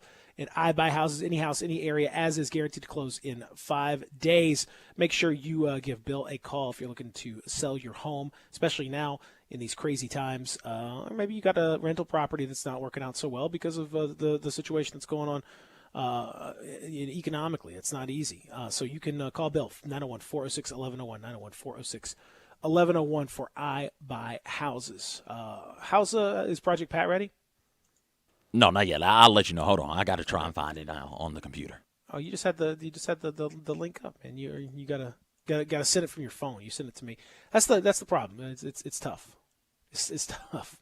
Because you gotta migrate those links over and all that. We're getting set to spin the wheel. I got it. Okay, you got it? All right, good. Hey, man, this is a Project Pat service announcement. Hood service announcement. Check this out, man. Summer is right around the corner. Can't catch no corona. I'm just saying, man, we gonna want to go on Bill. Y'all got the FUs. Y'all gonna want to flick. You know what I'm saying? Man, tell your side piece. You got 30, 45 days, man. You'll see her later, man. You know what I'm saying? Stay at home with your baby mama and the kids, man. You know what I'm saying? I'm just saying, man, check this out. Most of us, and y'all know this, man, done 4-5 year bit in the tank shit. Man, I'm just saying, bro, this ain't nothing, bro. We got to get back to the summer, man. We got to get back to the money, man. You know what I'm saying? No, Project. I don't know what you're saying, good sir, Mr. Pat. I have not done time in detention. Most everybody's done 4 or 5 years in detention. Have they? Most everybody? That seems... It's time for the summer. Gotta avoid corona. So listen to Project Pat, and remember that you've probably served 5 years in prison, and so this is no big deal compared to that. I need a 3-6 rap now. Like I need them to somebody rap can take about that one the, little verse. the- That one little verse. Somebody Yes. can put something under that. Oh at my least. gosh! I mean, yes, just at give the, me at the very least. Give me a song. Get the crew back together. Get DJ Paul. Speaking of DJs who need to get in there in these DJ battles, get DJ Paul. Get Juicy J. Get everybody Crunchy Black. Get them all together and let's do a quarantine rap, please. I gotta stay inside. So I don't die. So I don't die. Yeah, there it is. See, we can do this. This is perfect. That's great. We need to record that, CJ. I got you. We can get on that. I just love because of the way he elongates and says some of the ends of his words. Project Pata, Corona. Like I just love that part of the clip. The Corona. That's the Project summer. Pat. Yes, That's very much classic so. Project Pat. That's his thing. All right, so you got the wheel ready to spin. Am I right? I do have it ready to spin. All right, this is the wheel. For those that don't know, it's the wheel of conversation. We pull this out, once a show usually, to allow the hand of fate to determine the next bit of conversation. I have had no say in what's on this wheel at all. I have no idea what's on this wheel. Truly. That is 100% for real. I have absolutely not a clue what's on this wheel. I don't even know the categories, much less the actual topics. So I, like you, am in the dark. But CJ's going to spin it, and whatever it comes up with is where we're going to go. Yep. All right, here we go. We're going to spin. Here it is. Okay, there's the spin. It is spinning. It is spinning. I can barely hear it. Yeah, but, well, it's because out the there, mic I is way over promise. here. Okay. All right, here we go. We got an Olympic conversation to have. 10 folks to pit in an intergalactic Olympic competition for the fate of the world. An intergalactic do we know what the competition is in? What is the thing that we are competing like what's the Well, we don't know. It's all alien games. So you can pick one sport from Earth. Every planet or every meteor, wherever life is, gets one of their sports. So you can pick it's like, one it's like sport Miss from Universe, but like actual universe. Yes, pick one sport. Earth is undefeated in Miss Universe. Very much so. We never lost. Not one time have we lost to any other galaxy or any other planet. Miss Universe, we got it. Earth. Yes, we run this. Who runs the world? Earth. All right, so we're picking 10 different athletes. Is that right? 10 people. Sure. 10 people. 10 people. Because we don't know. One of these might have a world that just has a bunch of brains floating around, and I'm sure the sport they would choose would be a strategy-based thinking man's game. Or thinking aliens game in this case. Oh, yeah, thinking aliens. Excuse me. all life forms matter. Thinking aliens game. Forgive me. Okay, so in keeping with what you're saying, number one, first things out of the gate. I would say, from a brain standpoint, I'm sending Stephen Hawking. Is he still alive? Does it matter? Yeah, you can't send a dead guy. His brain isn't useful anymore. I'm still sending him. I think you can send his brain. Can we not reanimate people? I mean, you're giving me a. I didn't realize we were just limiting this to living people. Yeah, this is living people, Peter. You don't have dead people competing in the actual Olympics, do you? This is a totally theoretical thing. But Peter, at least operate in the realm of possibility, please. My God. You're saying in the world where we have an intergalactic competition. Yes. For the fate, we couldn't also in that same world have the ability to reanimate people? Peter, we don't have the soul stone. We're not reanimating anybody. We might in this world that you're talking about. You got to clarify these things, CJ. No reanimation. All right, fine. Well, I had a whole. Okay. All right. Boy, for someone who has so much imagination, you don't have any imagination. Fine, Peter. Stephen Hawking can go. No, Stephen Hawking can go. He can go. We reanimated Stephen Hawking. We may as well go back. Why stop there? Just reanimate Albert Einstein then. Let's do it. Okay. Just get him. Right. Let's go. Just all-time Earthlings. Good. All-time Earthlings. Now the Earth. There we go. All-time team. Earth all-time team. That is what we're doing now. All right. Anyway, let's limit it to live. Okay. Now that I know where you're going with here, let's limit people. Okay. Here we go. Now, are we from an athletic standpoint? In terms of all-purpose, I got to start with, probably LeBron. I mean, he seems like a pretty basic, no matter what the athletic competition is, he's going to be pretty good at it. If I have to cover all my bases here, without knowing what the specific sport is, I feel like he could do most sports really well. Yeah, I like that. I'd rock with LeBron also. And then I feel like maybe like a Simone Biles. Yeah, I like that one there too. Yeah, like she's real. Those two are definitely on my list. Sort of like in a different kind of way. So maybe we need a little bit of maybe there's a gymnastic or some kind of a flexibility based situation. Something you need to kind of. I think she would come in handy. So, do you have any thought on what these actual events would be? I would just imagine that there would be a planet of the strong possibility of just a super sentient life form, and we know that they get real arrogant and persnickety and don't want to do anything physical. So I would imagine that there would be a thinking game. I would imagine that also just having a Simone Biles, just in case you need to do something hyper flexible, hyper athletic, I think that would come in as well. And don't forget, there would probably be life forms that would strictly exist like in some sort of liquid. So there would be probably a liquid-based competition as well. So like swimmers, I think would at least one swimmer would be important. Races as well, be it just straight up on your legs or with some or other sort of device would also be there, I would think. So I'm thinking like I don't know who this person is, but I'm just going to put whoever the person was that is the most recent winner of the Ironman triathlon. That seems like a very useful set of skills in this catch-all competition, because they could swim, they could bike, they could run. That would seem to cover a lot of ground potentially. I don't know who that person is though.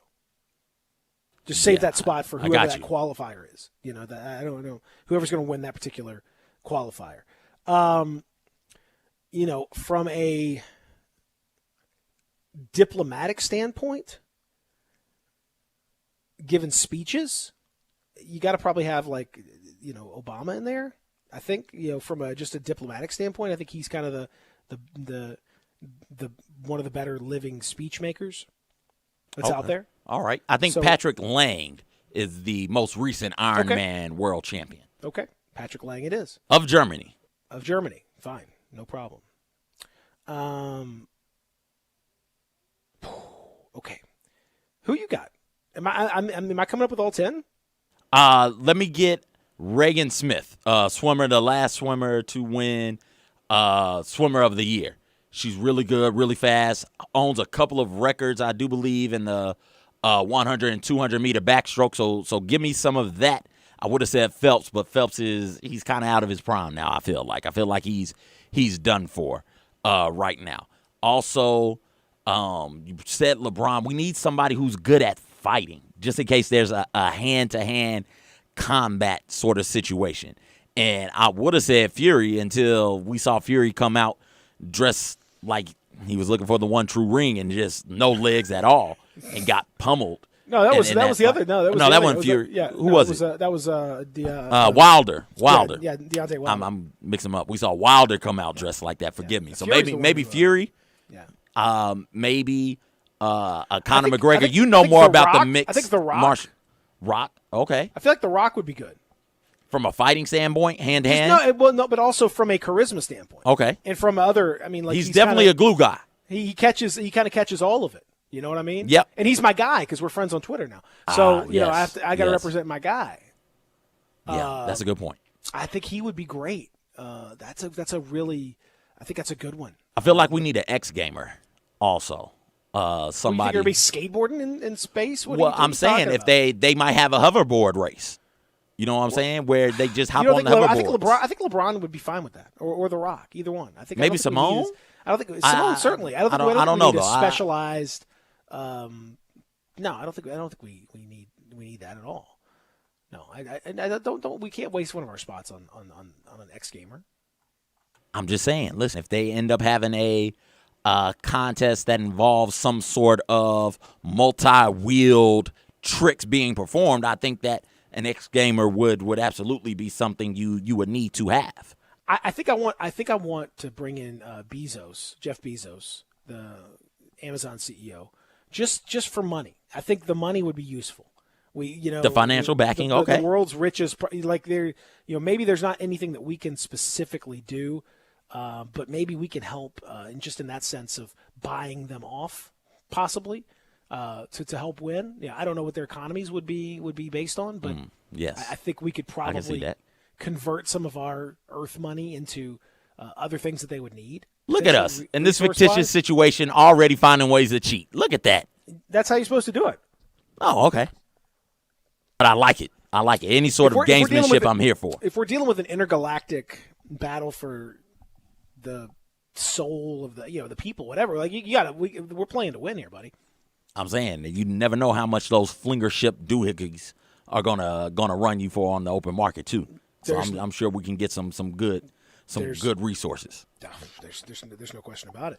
And then I think I'm bringing we got to bring some quality, some thought. We got to bring some good people out here.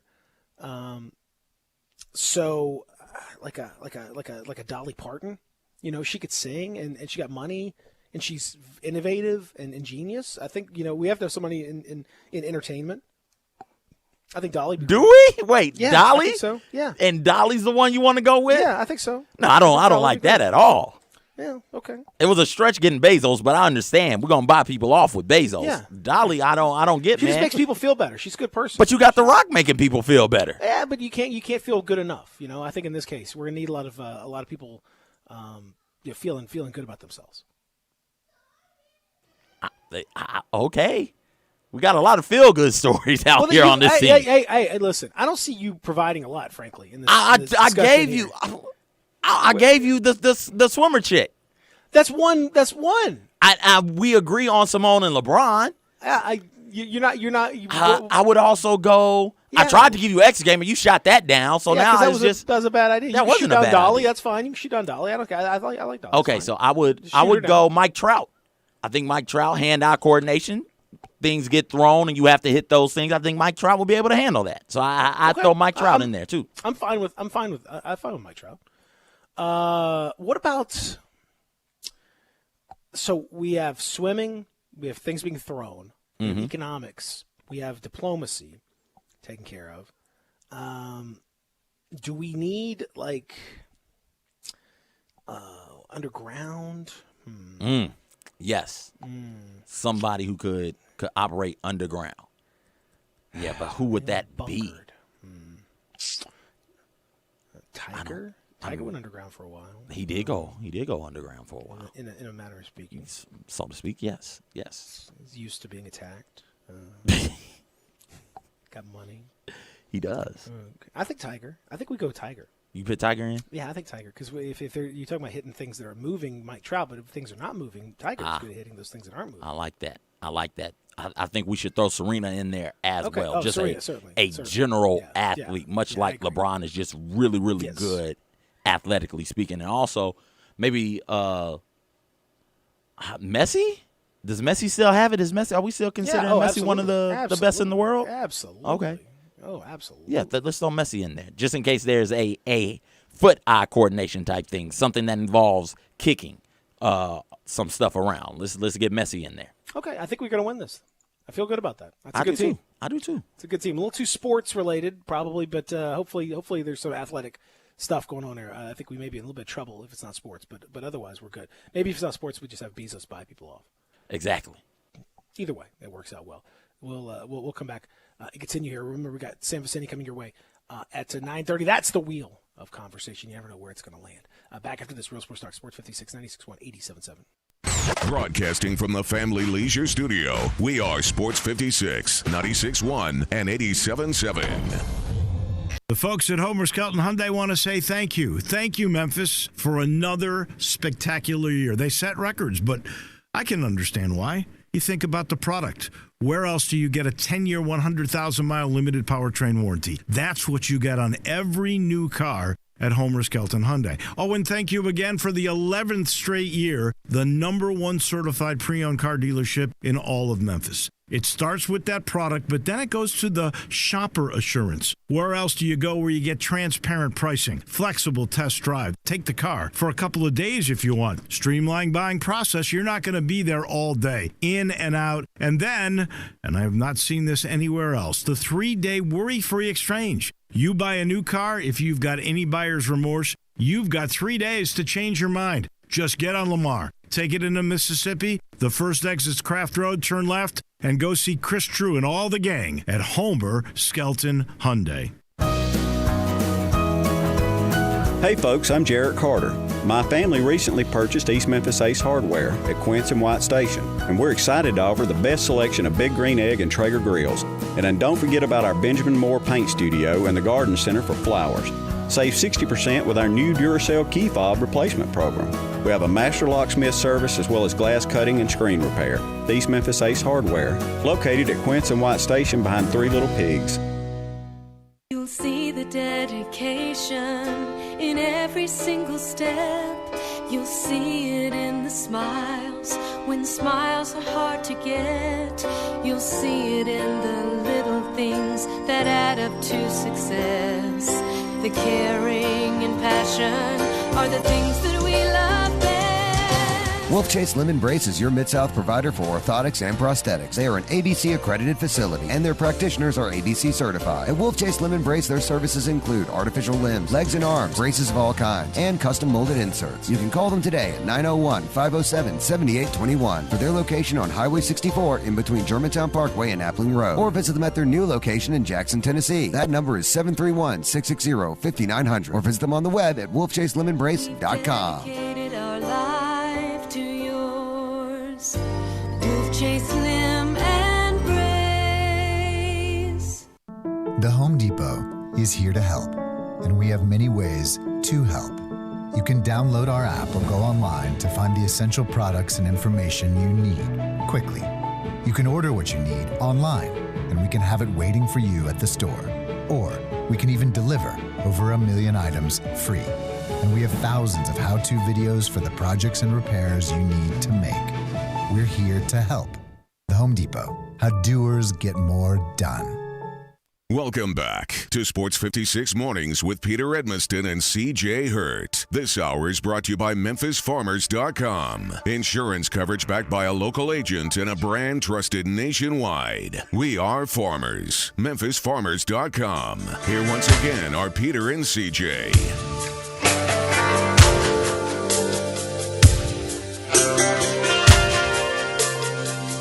Yeah. Did you have any inspiration that hit during the break? Anybody that we missed? Maybe a NASCAR driver, but I'm not a NASCAR guy. Are you getting this from Zach? Did Zach call in? No, Zach did not. I'm just saying though, like if we're driving something, then it would make sense for somebody who is comfortable behind the wheel to be in charge of that event. At the very least, I want a pilot because chances are we're gonna be flying something. Yes. I don't need a driver. I need flyers. Who's my man who landed in the Hudson? It's Sully. Get Sully. Chesley Sully Sullenberger. Is that his real name? Yes. Oh, okay. Yeah. Oh, that's right.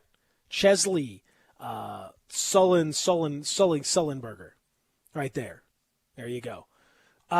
Did you know that no matter what happens with the Major League Baseball season, that it's going to be the 1-year suspension for A.J. Hinch, the former Astros manager, and ex-Astros general manager Jeff Luhnow. Those one-season suspensions will be enforced even if there is no baseball played in 2020, which means that they could theoretically, if there's no season this year, then they would be able to come back in 2021 like nothing happened. What's up with that? That's not fair. It made sense when they announced that the players were going to be given a year towards their, longevity. I don't have the exact name and phrasing of it escapes me right now. But remember, the Dodgers gave up a lot to get Betts, and he could be a free agent next year, having never played an inning for the Dodgers this year. I just think that's crazy. Like, if you're going to have a suspension and if everyone ends up being suspended, then that's not a suspension at all. But apparently the verbiage is that it's tied to at the end of the 2020 World Series is when they can resume basketball or baseball-related activities. So that's the phrasing of it means that they're going to have to deal. Like, that doesn't make – huh? We can't change that?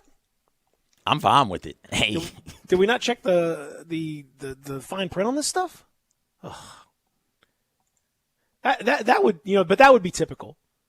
That'd be typical Astros right there. It's unbelievable. I mean, this is crazy, right? I mean, how many times have we seen teams get banned from making the tournament that weren't going to make the tournament anyways? Well, that's what I mean. Like, if you wanted to have a self-inflicted penalty, this would be the time to do it. Right now, let's go. The Red Sox should just get out in front of this thing and be like, "Hey, we're shutting it down. We're gonna ban ourselves from the playoffs this year, everybody." Yeah, I mean that's what you got. If you jump right in there, do a self-inflicted one, and you can get out. It's great. That's great. I don't know. That's rubbing me the wrong way. I can tell you that. When we come back, hour number 3 begins. We're going to talk to Sam Viceni in this hour about the NBA draft and a whole lot more as we continue here. Peter and CJ with you. Real Sports Talk, Sports 56, 96.1, 87.7.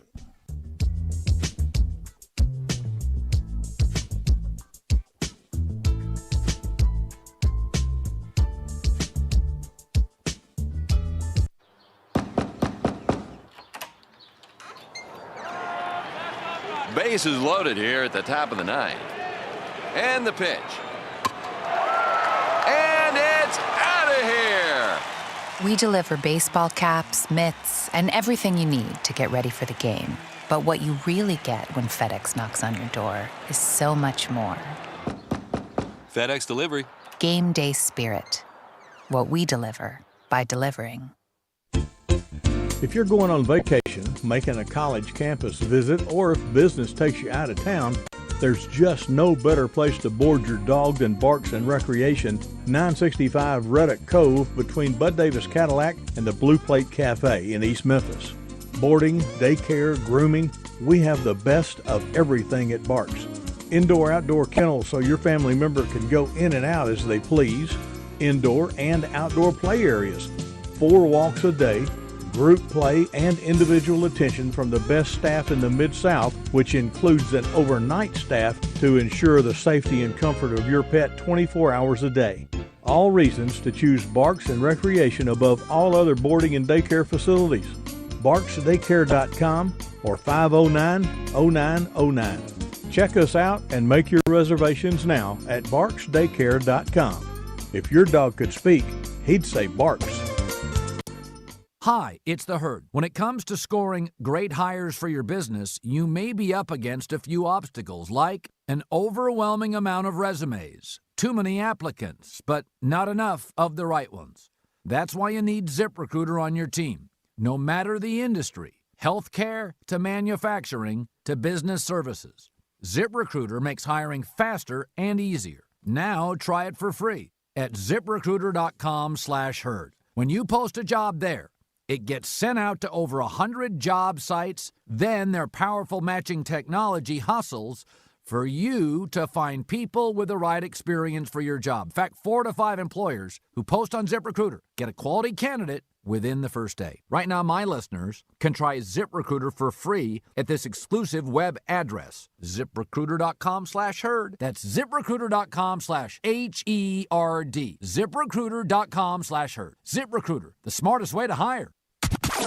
We are Real Sports Talk. Sports 56, 96.1, and 87.7. Available on your radio dial at 560 AM, 96.1, and 87.7 FM. As well as online around the world at sports56whbq.com. Take us with you everywhere on your phone or tablet by downloading the Sports 56 app. And at home, tell Alexa or Google to play Sports 56. If it's happening in the world of sports, we've got it covered. Wherever you are, stay tuned to Real Sports Talk. Sports 56, 96.1, and 87.7. Central Barbecue is committed to the health and safety of this community, who has supported Central for almost 20 years. Central Barbecue is still open for business with to-go and delivery options to serve the greater Memphis area with the same great barbecue you have come to know and love. With 4 locations to serve you, from downtown, midtown, and East Memphis, you can order your favorite barbecue and enjoy everything on the menu in the comfort of your own home. Call your nearest Central Barbecue location for more information on delivery and to-go options today. Start your day at Sunrise Memphis. Located in Midtown, enjoy delicious biscuit sandwiches and all their menu has to offer with quick and easy to-go and delivery options. Whether it's breakfast, brunch, or lunch, don't distance yourself from great food. For more information on Sunrise Memphis, visit sunrise901.com or call 901-552-3144 to place your order. Stay healthy and eat Sunrise Memphis today. We are Sports 56 WHBQ Memphis, WIVG-FM Tunica Memphis, and WPG-FLP Memphis, Flynn Broadcasting Stations. Welcome back to Sports 56 Mornings with Peter Edmiston and CJ Hertz. This hour is brought to you by Acura Memphis. Here once again are Peter and CJ. I'm a finder, and I'm a keeper. I'm not a loser, and I ain't no weeper. I got the boys to make the noise. Won't ever let up, hope it annoys you. Join the pack, feel the crack. Welcome back. A little quiet ride for you guys coming back in. Yeah. We got Sam Vecini, joining us here in just a moment on the program. It's nice out.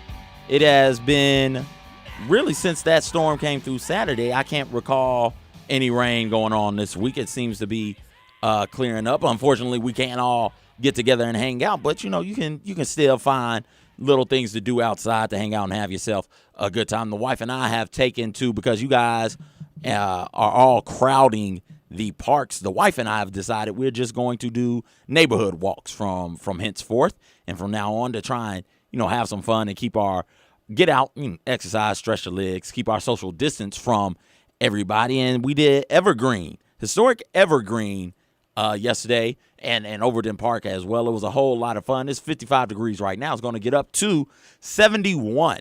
And it is hard. It is hard being cooped up inside when it is so very, very nice outside. And if it's nice enough out, the wife and I, and I'm sure others, we've seen others, like to get out there, keeping physical distance, getting out there, getting a little bit of fresh air. And special shout out and thank you, because that was not our first time walking through random neighborhoods in the city. We've walked through 4 or 5 neighborhoods in the past week and a half, 2 weeks. Shout out to all the children who are out decorating the sidewalks. I really appreciate that. Inspirational messages. Hey, neighbor. Hey, friend. Hang in there. We'll get through this together. Also, thank you to everybody who is pitting up their stuffed animals. So when you walk by a house, you can see the stuffed animals in the windows. I really appreciate that. We saw a Winnie the Pooh and a Tigger in one house. We saw a random Tyrannosaurus Rex, like a stuffed T-Rex, in another house. So much fun stuff going on in these neighborhoods and people doing their best to, I guess, make the most out of an uncertain time and unfortunate time. We are, thank you for listening to Sports 56 Mornings with Peter and CJ. Text us 67129, 67129 on the First Bank text line. We really want to hear your thoughts, hear how you are spending your days, how you are being productive in this quarantine time. We talked a lot about, with John Gasway earlier in the show, the likelihood of other sports ending up getting started or even finishing. When you look at things like Wimbledon being postponed or canceled, and you looked at the Olympics being postponed, and these are supposed to be events taking place in the summer months. And if you are looking around and you're just reading tea leaves and you see that something is being pushed back or something is being canceled that is taking place in June, July, something like Wimbledon, where you only have 3 people that have to be there, the referee and the 2 players competing in singles. Like I get it, you can throw out doubles, but the 2 people who are supposed to be there from a single standpoint, and because of the fear of spreading the coronavirus, the Wimbledon deciding to go ahead and cancel this year. How are you going to get team sports going? These are individual sports that we're talking about here with Wimbledon and with most of the Olympics. When you think about the gymnasts and the swimmers and the track and field athletes, and those things are getting pushed back and canceled, how can you start a season that is like baseball, where everybody's touching the ball, and you go from touching the ball to touching your face, and that's now you've got the coronavirus and you may be asymptomatic, but you run the risk of spreading it throughout. How about basketball, where boxing out, setting screens, just randomly bumping into one another, the things that make the sport fun, the high fives, the handshakes, all of that, the daps, the helping your teammates up off of the floor. You're constantly touching one another on top of touching the ball. If we can't get Wimbledon with tennis to start or to be taking place this year, how do we get the NBA back? How do we get baseball back? Is there a way? I don't know. You're going to have to get creative, and it's going to have to be more than we are just going to take all of the NBA teams and stick everybody in one location and quarantine them from everybody. You just can't do that. There's too many variables. Even if let's say you put it in a resort in Vegas, put the NBA teams in a resort in Vegas. You have to quarantine the Vegas workers. You have to quarantine staff and other personnel. It's not going to feel the same because the fans aren't going to be there. You're going to have to make sure that players aren't sneaking out, aren't leaving the premises, aren't going out or inviting somebody into their quarantine environment, and that's hard to do. It was hard to do when I was a kid on an AAU. I can't imagine how difficult it would be as an NBA commissioner or the governor of a team, and you have grown-ups to try and handle. So we talked about that some with John Gasaway. If you missed that or any portion of the show, be sure to check out all the podcasts on Sports 56, WHBQ.com, or on the Sports 56 app. You can also catch us. We are live right now. We are on the stream. So if you want to watch us on YouTube, on Twitter, on Instagram, on Facebook, you can hop on there, search Sports 56 WHBQ, and you can see us live on the live visual screen.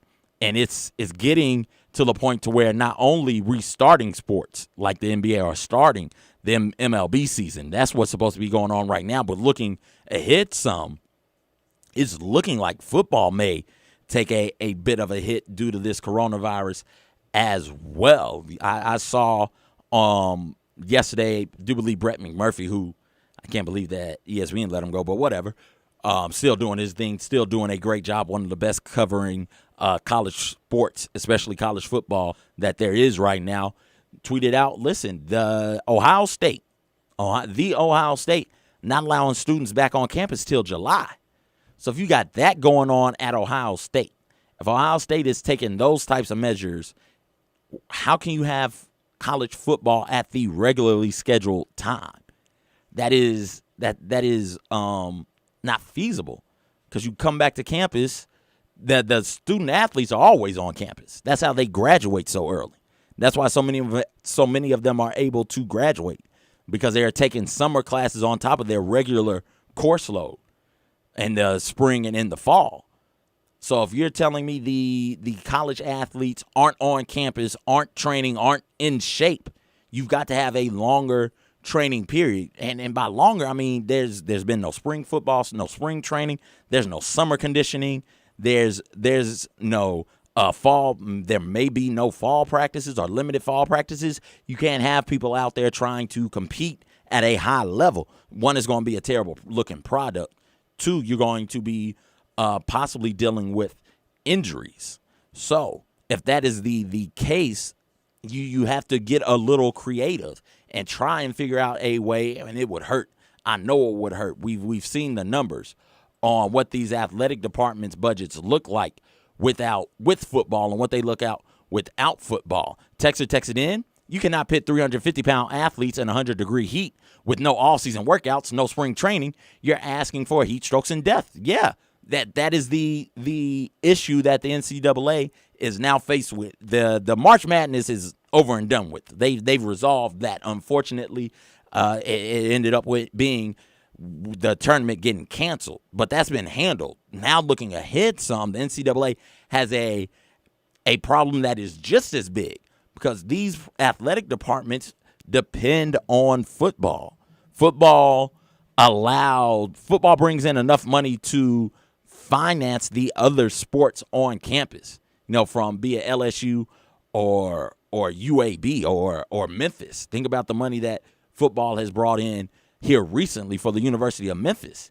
It just does. Michigan, Texas, El Paso, whatever, or whomever it may be. The football department brings in most of the money, and that money gets divvied out amongst everybody else. So if there's no football, athletic departments are going to take a real serious hit, and other sports are going to be affected greatly by the fact that there is no football. Seen some reports saying that the athletic directors and the NCAA trying to think outside the box, and hey, that's all you can do. This is unprecedented. None of us have any clue what to do or what is happening right now.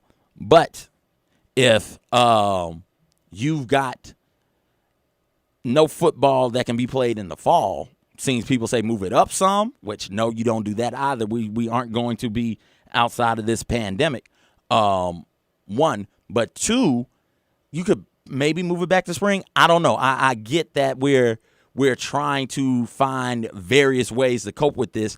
I just don't know what you can do. I'm really fearful, though, that we aren't getting football at its regular scheduled time. Peter, what do you think? Yeah, I think as I was hoping, I didn't know if you could hear me or not, or what was going on. No, I couldn't hear you.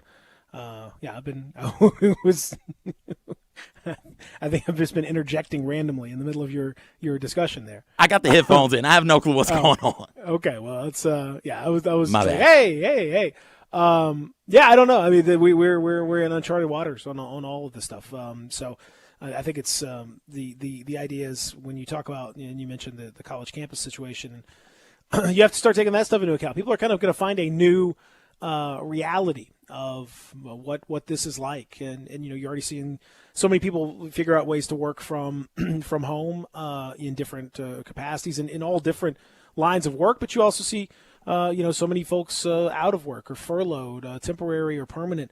There's going to be so many changes.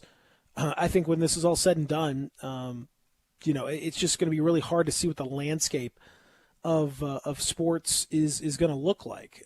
So, yeah, I think it's a little bit premature to kind of make any kind of assumption about what that's going to be. At this point, we just kind of have to get through it as best we can and try to keep each other safe through all this stuff. But I think like restarting, like we were talking about with the NBA season, like if you come back in August or something and try to what do you just freeze it as is, go to the playoffs right now and like have a normal playoff? Like you guys have not played for months, and then they're going to have a little mini training camp, I would assume, and then they're going to try to play with playoff intensity for a season that has been not going on for 4 months to that point. That doesn't make any sense to me. Like if it gets to that stage, I think you just have to say cancel it. Like I don't think you need a champion that much. I don't think you need a champion for these things to the point where you would make it so artificial. I guess you could have it go like August to October for the playoffs, and then like start the new season in like December or something, a shortened next season. I don't know. It's a weird situation to be in, and I would hate to lose playoff games, especially for this. The Grizzlies would that series potentially against the Lakers or whoever would be a lot of fun, but you can't do it like this. Like that doesn't mean anything. It's not the same thing at all. Like it wouldn't. You can't go 4 or 5 months and then just jump back in and pretend like it's the normal season and that's a normal championship. It's not. No, it's not going to feel the same. It's not going to be the same, and it's not going to be within the rhythm of the sport. And so now you open yourself up for like injuries. You open yourself up for things that wouldn't have happened normally happening because people are just rusty. It wouldn't feel the same. It wouldn't feel from a spirit standpoint like the spirit of the sport would be altered or changed so much that it just wouldn't feel the same. Whoever won, while there wouldn't be a physical asterisk next to the NBA Finals champion for 2020, they would be known as the champion because of the coronavirus. So that was the coronavirus year. And that really hampered insert team's name here, who was really hot before the coronavirus came through. And now they ended up getting knocked out in the first round. It just wouldn't feel the same way. No, it doesn't. It's not it doesn't feel like a season. Like it doesn't feel like now in that situation, because we're going to talk with Sam Vicini here in our next segment. He'll be coming your way for our next segment. Should you go ahead and have the draft, even if you haven't had any of the other play? I don't see any reason why you have to wait, especially because if you're going to freeze where things are, then you're basically going to freeze the draft order, and you could do the lottery and whatever as is. I don't see any reason to have to wait till whatever the ultimate outcome is. I don't think you have to quote unquote cancel the season or to have whatever the outcome is before you have the draft. You could have the draft before you have any of that stuff. No, I don't think you can do that either, because so much of the Why NBA, can't the NBA is scouting foreign and international players, man, and you can't do that on top of not getting guys to come into your facility and not sure you can seeing all of that. I don't think you can do any of it. Absolutely, you can. You can and that's what, in fact, that's what they're going to have to do. There's not a choice on that. They're not going to be able to go scout anymore. Whatever your scouting is right now is what you're going to deal with. Same thing with NFL folks. They're going to have their draft at the end of this month, and they're not going to do in-person interviews, and they're not going to do, pro days are not going to be, the ones that have already happened have happened. Otherwise, you're not having a pro day. You're not getting a bunch of people together. You can do it via video conferencing. Same way with all these other guys. They got plenty of tape on all these dudes. They got plenty of tape on the international guys. They got plenty of tape on whoever. That's what they're going to roll with. They're not in the draft. That's the way that's going to have to be. And I think the savvy teams have already got a whole bunch of info that's out there. Frankly, the workouts in your team facility are as much about interviewing the player as anything else, and you can do that over video conference. I think the draft is going to be largely unaffected by this. All right. Well, I know GMs and scouts would rather have as much information as humanly possible. And you're not going to be able to get that if everybody is physically distant. And it is going to make everybody's job harder. So it's not like one team is getting that much of an advantage in this situation, because if they can't go to New York, guess where else they can't go? Anywhere else. Nobody can go anywhere else from a scout standpoint, and you can't go anywhere else from a scouting standpoint. So nobody's going to get an advantage, but it is going to make everybody's job in the front office much, much harder. And we saw that NFL GMs wanted to push this back. NFL GMs, and I do believe some of the owners wanted to push the NFL draft back, but the NFL decided, no, we're just going to go about it as is necessary, or as we want to do it as we see fit. It's just hard to scout players without actually being able to travel to talk to that player or run that player through some of your drills and see what it is that they're about and that they can do. Yeah, I mean, again, in an ideal world, none of this would happen. Ideally, you'd like to have all kinds of things, but you don't have any of that stuff. We have to just kind of deal with the situation. And if you're a good, if you have good draft people, and we'll talk to Sam about kind of where this goes, but like a lot of folks, outside of teams have done a pretty good job, like picking and kind of theorizing who's going to be really good players, who's going to do well, who's all this. You can do that stuff without necessarily getting those drills and everything else, that in having an ideal situation. I think it could lead to, honestly, maybe this is a little controversial. I think it could lead to a better draft process, frankly. To me, information overload. Yeah, people, the overload is insane. Like you get too much. The NFL is the worst about this, man. Just play. Watch them play. You've got plenty of all these dudes in college. You have plenty of game film on them. You've seen what they do in game situations. You have people that you can talk to on the phone or in video conferencing that can tell you about their practice habits and what they're all about in practice. You could talk to the player themselves and interview them in roughly the same way that you could interview them as is. There are a few things that are going to slip through. Obviously, you're not going to have a perfect dossier the way that you normally would have. But otherwise, it's pretty much got to be close to business as usual. And if you've set up your draft program the right way, then that's exactly it. You should be fine. That to me is what you should look for. Like, you set up a good system. You got some good analytics. You got some good numbers to back up your scouts. You've got some tape. That's all you need. Anything else is overthinking it too much, and that's how you end up with some trouble. But we'll talk to Sam Vicini about that when we return. My buddy over at The Athletic, he earlier this week about the Grizzlies specifically. We'll talk about the NBA draft and what he thinks about all of this and scouting, and look at some of the names at the top, because he's got a big board coming out too. All of that as we continue here on Sports 56 Mornings. Peter and CJ with you. Real Sports Talk, Sports 56, 96.1, 87.7.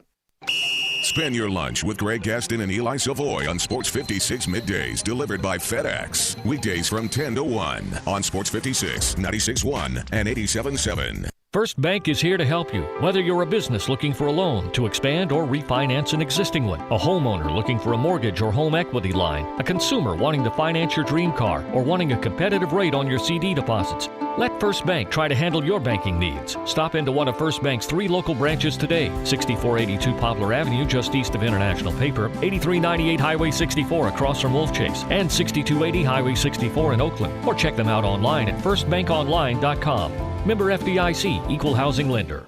Past Pastor Chris from Living Testimonies in Somerville, Tennessee invites you and your loved ones every Sunday on Sports 56 to praise God and worship with us from 10 to 11 a.m. on AM 560, FM 87.7, and FM 96.1. I have recently attended Living Testimonies in Somerville. What really touched my heart is the love and joy of Christ I felt from their faith-filled community, and the music was very anointed, a real revival on the way. If you feel alone or need a Holy Spirit booster shot, like you're standing on the glory spout of the living water, join us this Sunday from 10 to 11 a.m. and worship with us. Every person is a living testimony. Thank you, Pastor Chris, and your beautiful holy community of love and light in Christ. And if you have a prayer request, please call 731-443-4100. We will pray with you over the phone. God bless you. How much money would you like to save just by doing something you're already doing? How about 40%? With Allstate, safe drivers can save 40% just by doing something they're already doing. Driving safe. That's right, 40% just by driving safe. Visit Allstate.com or call a local agent for a quote today and see just how much you can save when you drive safe with Allstate. Not available in every state. Savings vary and based on DriveWise and other safe driving discounts. Subject to terms, conditions, and availability. Allstate Fire and Casualty Insurance Company and affiliates, Northbrook, Illinois.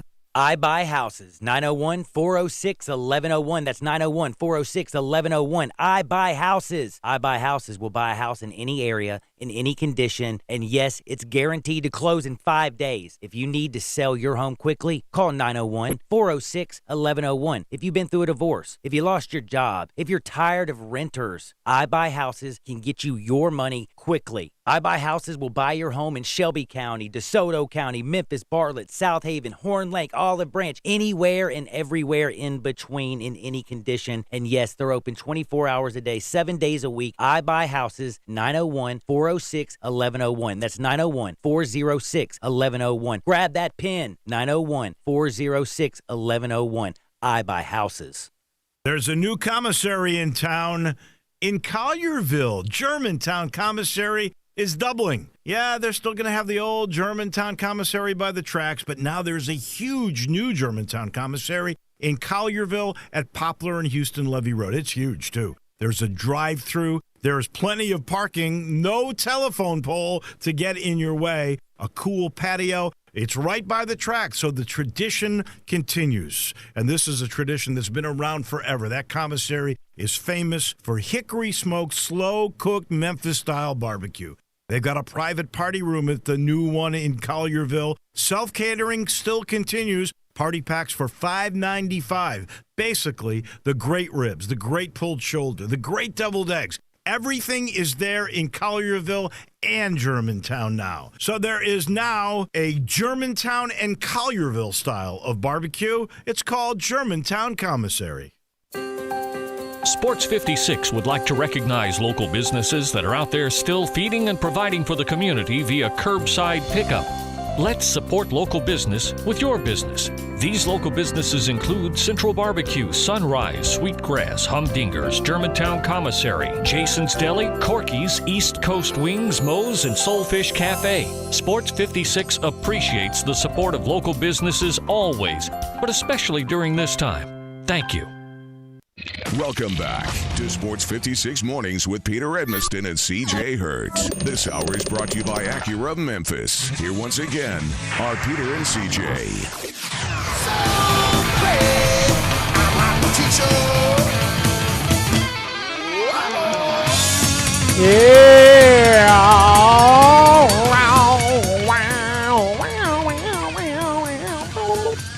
Welcome back. Hair Metal Thursday. CJ, you're doing good over there. Thank you. That's, Thank you. I like your you're not Manny Fresh or Scott Storch, but you're doing a good job DJing nonetheless. Hey, for somebody who doesn't have any hair, I know my way around some hair metal. Those battles, who you got? DJ, who'd you got? Manny Fresh or Scott Storch? Scott Storch. Like it's just hard for anybody to compete. I love Manny Fresh. Don't get me wrong. It is hard for anybody to compete with Scott Storch's catalog. It just is. And Manny Fresh doesn't have enough diversity to really handle it. But Manny Fresh is great. he's given us all of the cash money hits you can think of where Manny Fresh beats, and he is outstanding, phenomenal. I love him. There's no question about that. Another outstanding contributor to our coronavirus-related content is my good friend Sam Vicente, joining us now from The Athletic. He is my colleague at that fine publication. Sam worked with me this week on a draft scenario piece about the Grizzlies that I hope you guys have checked out. If not, we'll go over a few things from it. He also this morning has his draft board 4.0 that is out, and we were just talking, Sam, about the evaluational challenges that this sort of thing presents. How does it change the way that you have approached, kind of ranking guys on your big board? First and foremost, hey guys. How's it What's going? up? Good morning. How's it going, man? I was so excited about talking to you, I forgot to say hi to you. I'm sorry, I was impolite of me. Hi, Sam. I hope you're good. No, it's great. Let's get into it. The first thing that it makes pretty interesting is obviously the lack of workouts that we're probably going to have, the lack of NBA Draft Combine, the lack of probably agency pro days. And the reason that we think that we're going to lack these things is just due to the travel concerns around the country and due to the fact that we just kind of don't know when the draft is going to be right now. I think that that can't really be overstated. Having talked to some people across the league, talked to, folks in the league office, having talked to folks that work for teams, the draft really is kind of on the back burner for them. They're a lot more focused on trying to get the season started again because they feel very strongly about trying to crown a champion. Now, we can be as skeptical as we want to be about that, and I certainly am, but I think the league office right now does feel very strongly about wanting to start the season again, so they're putting all of their efforts into that and think that the draft will get sorted out at the end of the day. So I think it's thrown this entire process for a loop in a real substantial way that everyone, all of the stakeholders across the board, from players, their parents, agents, evaluators, trainers, everyone across the board, I think, is still trying to figure out this new paradigm and hasn't quite gotten there yet, I think. Well, it is. We were discussing kind of how you have to sort of change things, and I think your point is interesting. At the beginning of your big board, you talk about some of the challenges and the fact that could a lack of information be helpful in streamlining the process? Maybe, but it's also counterbalanced by the fact that you won't have as much information. And I know for a team like the Grizzlies, especially, Sam, as you and I kind of worked with this week, they've done a really good job of identifying their guy. I talked to Taylor Jenkins a few weeks ago, right before all this went off, and he had talked at length about their kind of the archetype of what a quote unquote Grizzly player is going to be, and some of that has to do with a lot of non-court stuff you wouldn't necessarily see in the tape. Like they want competitive guys, but there's also a certain personality type and a certain team approach and that sort of thing. Identifying that stuff, I think, is going to be real tricky in this environment.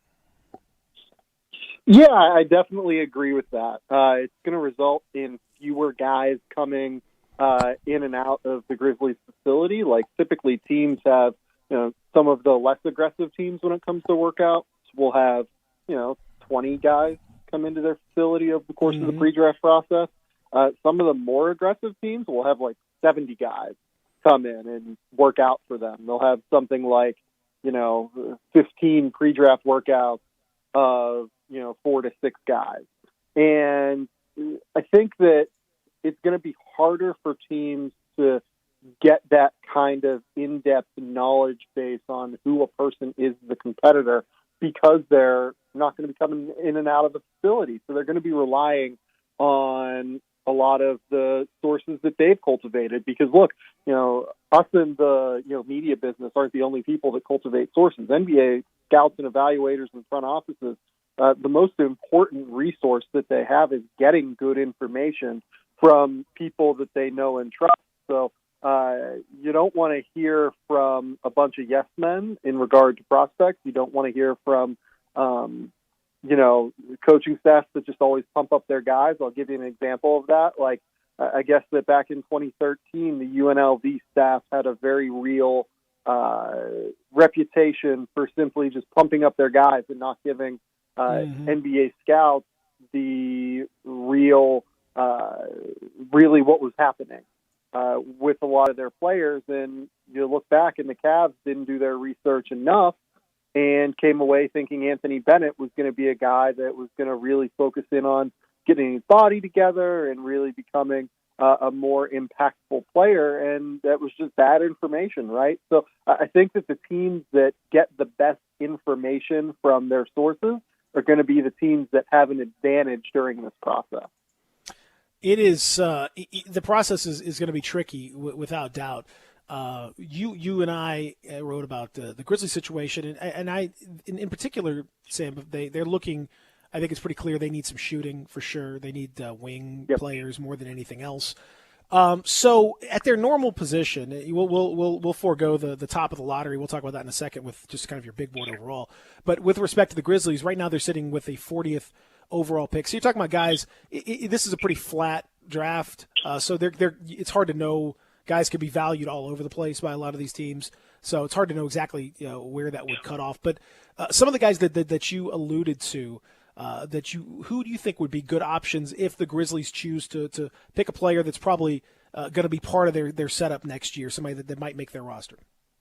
Yeah, and we're talking like around number 40 overall. Yeah, right. Right now they're at 40. They could obviously move a little bit here and there, but yeah, we're somewhere in that neighborhood. Yeah, I think it's going to be tough for them to find a guy that can be a shooter and a defender at number 40, just because those guys tend to go in the first round when they have that kind of proven production, right? So you're almost going to be betting on someone that has some developable traits in regard to one side or the other there. So like Elijah Hughes stands out to me on the wing as someone that can really knock down shots. He was a huge part of Syracuse's offense this year. I know he only shot 34% from three, but he's a better shooter than that. If you watch the mechanics, he just took a ton of contested ones because Syracuse's offensive scheme is just very lacking, in my opinion. They don't get him easy shots. He's also 6'6", good length, good athleticism. You believe that guy can become a good defender in time.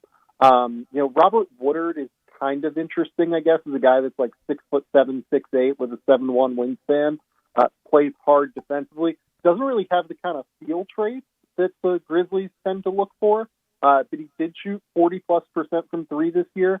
As a guy that can play like that combo 3-4 mold. And then the other guy that stood out to me was Desmond Bane, a 6'6" guy that played the 2 and the 3 for a large portion of his time at TCU, and then this year stepped up and started to play more of a combo guard role. He shot like 44% from three on nearly 600 attempts throughout the course of his career. So he is very clearly a lockdown shooter. His issue is going to be that, he's 6'5", 6'6", with actually a negative wingspan. And it's going to be interesting to see how he's able to defend at the next level. Yeah, the defensive side of it is important. The kind of the overall player side of it, because that's sort of one of the things the Grizzlies look for, is kind of a multi-talented, multi-versatile kind of guy, someone who can be they like all their players, perhaps even outside of maybe like a true five, but like a Valanciunas or something. But other than that, pretty much everyone needs to have some kind of secondary playmaking ability, needs to have a little bit of ball handling, needs to have a little bit. They do prefer some length, so that negative wingspan thing could be problematic. What did you settle on in terms of like deep sleeper guys that might play into the Conchar role? Because the Grizzlies sort of took the swing on Conchar, who had some nice numbers last year, some good metrics, and some analytic types were high on him, higher than many, and he's worked out reasonably well, all things considered, for the Grizzlies. Do you see anybody in that mold that they could maybe take a little flyer on? Yeah, I did list out 5 guys in our story. One guy that I mentioned was Kevon Harris, who is a 6'6" wing, like 220 pounds at Stephen F. Austin. Shot over 40% from three over the course of, I believe he's 39 for his career, shot like 44 from three this year. really good free throw shooter, posted strong steal rates, was the Southland Player of the Year. Dwayne Sutton is a kid at Louisville that really defends well, kind of does everything at a solid level except play make and, really create for himself. With John Morant there, with Jaren Jackson there, with some of the other young players that Memphis has, I don't know that they're necessarily looking for that trait. So I looked at Dwayne Sutton as a guy. Trevelyan Queen out of New Mexico State, 13 points a game, strong steal rates, efficiency from 2 and from 3. He's a guy that coming into the year was definitely kind of an advanced stats darling that kind of did exactly what we expected. So I think that he's someone that has a chance to be a very interesting, later in the draft kind of guy, or someone that, is an interesting two-way guy that's an undrafted player, much like John Contra. Well, and that's, you're going to have to get creative in those situations, and so for the Grizzlies, they're going to look deeper like that. What's your feel on the international side this year? I think that's an area where now obviously it's made that much more difficult. It's hard enough to have any kind of thought of traveling at some point domestically. That still seems somewhat far away. Internationally, I mean, you're that's a whole different deal right there. With those restrictions in mind, what do you think overall of the international crop this year? And then from a Grizzly standpoint, who might pop out? Yeah, I think the international group is good within the first round, pretty strong within the first round. In the second round, I think there are a few guys at the top of the second round that could be pretty interesting. It's possible that none of these guys get to 40, in my opinion. You look at Abdullah Ndoye, I think he's probably the guy who has the best chance to get to number 40. 6'7", 7'2" wingspan, kind of came up as like a point guard and then hit like kind of a later growth spurt over the course of the last year and a half to get up to 6'7". Probably going to be more of a wing just because he doesn't have point guard kind of bursts for the NBA level. But if he can knock down shots, and he did hit over 40% from 3 this year on limited attempts, there's a lot of defensive potential there that's pretty interesting. Paul Abua is another guy, 6'8", 7'2" wingspan, has all sorts of defensive potential, but really does need to work on, just his offensive polish. He's just not a very skilled player yet at this stage. He's definitely a project. And then the other two guys that I think will probably be gone by number 40, Alexei Pokusevsky is a guy that's going to get looks in the first round. Someone that's 7 foot tall, has forward skills, can really handle the ball, has great athletic fluidity. But teams are trying to figure out, is this someone we want to invest in the first round as opposed to 40? And then finally, Leandro Bolmaro is at Barcelona and didn't get a chance to play for the big team a ton this year. But 6'7", has great speed, plays with great pace, and is a good athlete that can play both on and off ball. So I would look at those guys as the interesting ones. But after that, there aren't a ton of international prospects that I really like in this class. So I kind of worry that it might be a situation where the Grizzlies can't really find an international guy to stash if they decide not to use the roster spot. So maybe it's a situation where they decide to trade out for future seconds. Yeah, I think the other thing too, that wouldn't surprise me a bit based on their roster situation as well, because they really have pretty much got a full roster as it stands right now. So they don't have a lot of room to be messing around. They could take some flyers here and there, but I mean, a lot of guys are going to be blocked because they're pretty young, and they go about 12 deep with relatively young guys that are going to be around for a little while. So they probably are looking more into the future. Wouldn't mind kicking a draft pick or two down the line. One of the things, Sam, that we've talked about too is their style, their approach to drafting, and we've seen teams, I think, becoming increasingly more, I would say, maybe intelligent, rational, whatever you want to say, in their decision making. They all kind of have their own mentalities. With that in mind, does that affect when you start to project team to pick, not just on your big board because you just kind of got your particular value there, but when you start actually doing mock drafts? Have you taken that into account when you see what teams have historically been able to do in terms of development with guys? Oh yeah, no question. This is something I've always been a pretty big proponent of.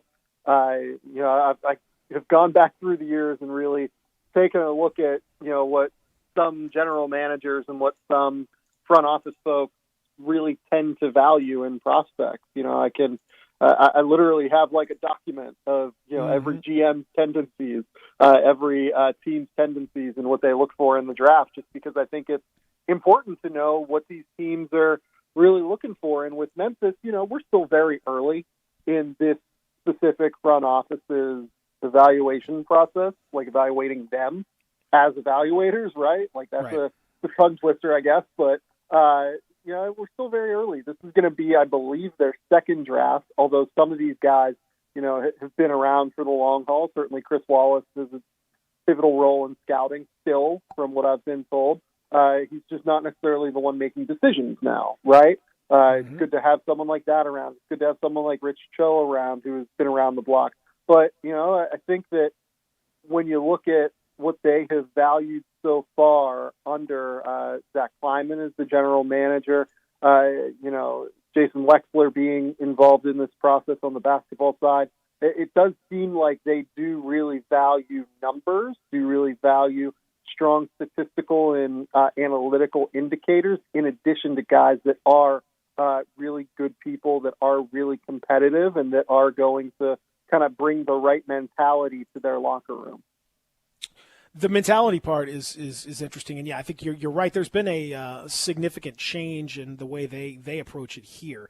Now, with that in mind, I say that because at the top of your big board, this year especially, it seems like it's reminiscent of some of those seasons. I don't know that we're talking like a 2000 or something where it's just bereft of high end talent. I think there's definitely some high end talent there, but boy, it seems to me, Sam, like there's some real booby traps here.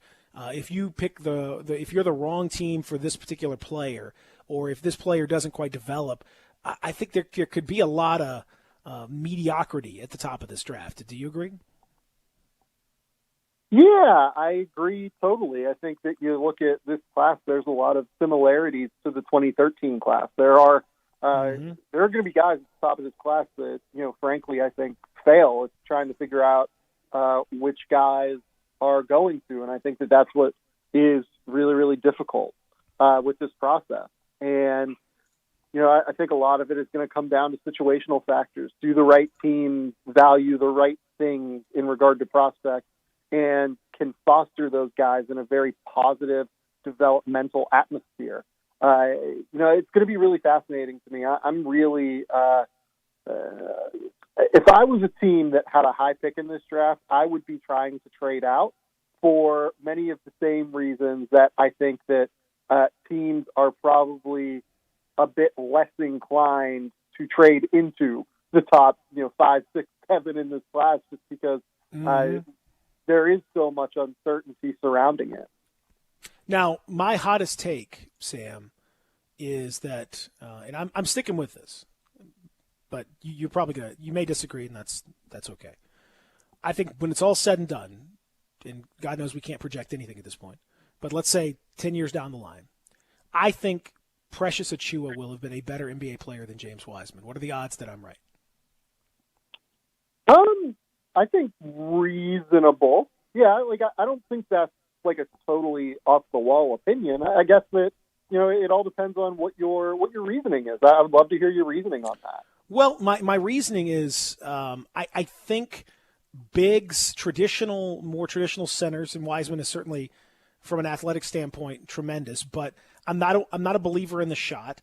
I'm not a believer in the whole package necessarily. I am a believer on the defensive side. I think he can certainly do that. I think shot blocking is going to be no problem with him. But that puts him in a category where that's a commodity that you can get in the NBA. You can fill your center position with a solid, good defensive person and get your offensive output somewhere else. So that makes me think, I don't know how special and how much Wiseman's going to give you there that is going to then take some stuff off the board. Like if a lot of your offensive production, or if a lot of your production period is coming from there, it's not coming from other places, which I think makes it a little more difficult to build your team. I think Achiuwa, now obviously a lot of that depends on his development. If he develops well, I think there's some, Pascal Siakam type situation with him where He's got a tremendous amount of defensive versatility, a lot of hard work, by all accounts, a very hard worker. And the shot is going to have to improve a lot. But I think it can improve to the point where he's now got that multi-level of skill where you can play him. He can defend pretty much across the board, and you can play him in a number of different areas offensively and use him in a lot of different ways, whereas I don't think you can do that with Wiseman. I think he becomes, in today's NBA, a more valuable commodity because of that reasoning, especially with the way the game is being played now. That's kind of my top-level thumbnail sketch on why I think he ends up as a more valuable player overall. No, I don't hate that, and I think the reasoning on that is sound. I obviously, having James Wiseman at number 3 and Precious at number 12, number 13, wherever I have him, it's not something that I necessarily agree with. But here would be my case for James is, the guy I've been comparing him to is not, he likes to bring up Anthony Davis, he likes to bring up Giannis in the conversations you have with him. To me, it's like very similar to a Miles Turner skill package. And Miles Turner is a guy that finished, I think, 3rd or 4th in Defensive Player of the Year last year, averages 15 to, this year he struggled a little bit, but I think he's going to be a guy that averages somewhere between like 15 and 17 points a night, knocks down pick and pop and trailer threes. And then the thing that Wiseman does just better than Turner is he's a little bit more explosive vertically, and I think he's going to be a bit better of a roll option. So I think you're talking about like slightly better Miles Turner with James Wiseman, and that's a very, very good NBA player. Now, do I think that is like, worthy of first overall pick and someone that you build an entire organization around? I don't. But I think that the downside with Wiseman is a lot of the passing ability, a lot of the steal stuff. I'm not a believer in his ability to create, and it seems like he is a believer in his ability to create for himself. So the sooner that gets changed, I think the better everyone in the organization will be. In Precious's case, though, I'm just also not really a huge believer in him as a creator in situations other than, him being like a short roll option, taking a dribble or two, and then maneuvering around a defender. Like, I don't know that I see a crazy amount of Pascal Siakam upside there, despite the fact that the measurements are similar. He is a great defender, like you said. Realistically can defend 1 through 5. He's very switchable, plays incredibly hard all the time. I think he's going to be a very valuable player as well. I just wonder if skill-wise on the offensive end, he ends up being like kind of he gets his best minutes as an undersized center, and it's harder to make a living that way than it is to make a living as like a Pascal Siakam, where you can play a center next to that guy. Yeah, I think that's that development aspect. He's going to have to. There's definitely going to be some development push for sure that's going to be needed, because Siakam, same way. I mean, he was very raw, and he's developed just insanely. I'm not saying he's going to match that curve, because that's a crazy for curve, sure. But in that maybe in that neck of the woods, we'll like see. Put it this way, I don't think that take is outside of the bounds of possible outcome at all. I'm not a lunatic, is what you're telling me. That's good. I'm glad. No, I think that's like actually a pretty real potential outcome. I think it's worth. I'm more intrigued by that anyway. I'll put it that way. We have so much we could discuss. We were just scratching the surface. We'll do it again soon. Thanks again. Great stuff again. Appreciate working with you this week. Had a lot of fun doing it, and appreciate talking to you as well, man. Yeah, of course, Peter. We'll do it again soon. Thanks, Sam. Appreciate it. Sam Vicenting joining us this morning. Good information from Sam. We'll come back and wrap it up here. Real Sports Talk, Sports 56, 96.1, 87.7. Take Sports 56 with you on your phone or tablet. Download our official Sports 56 app today. At Jason's Deli, you can stuff yourself full of great deli food that's healthy, fresh, and best of all, it's not expensive. Jason's Deli is all about choice.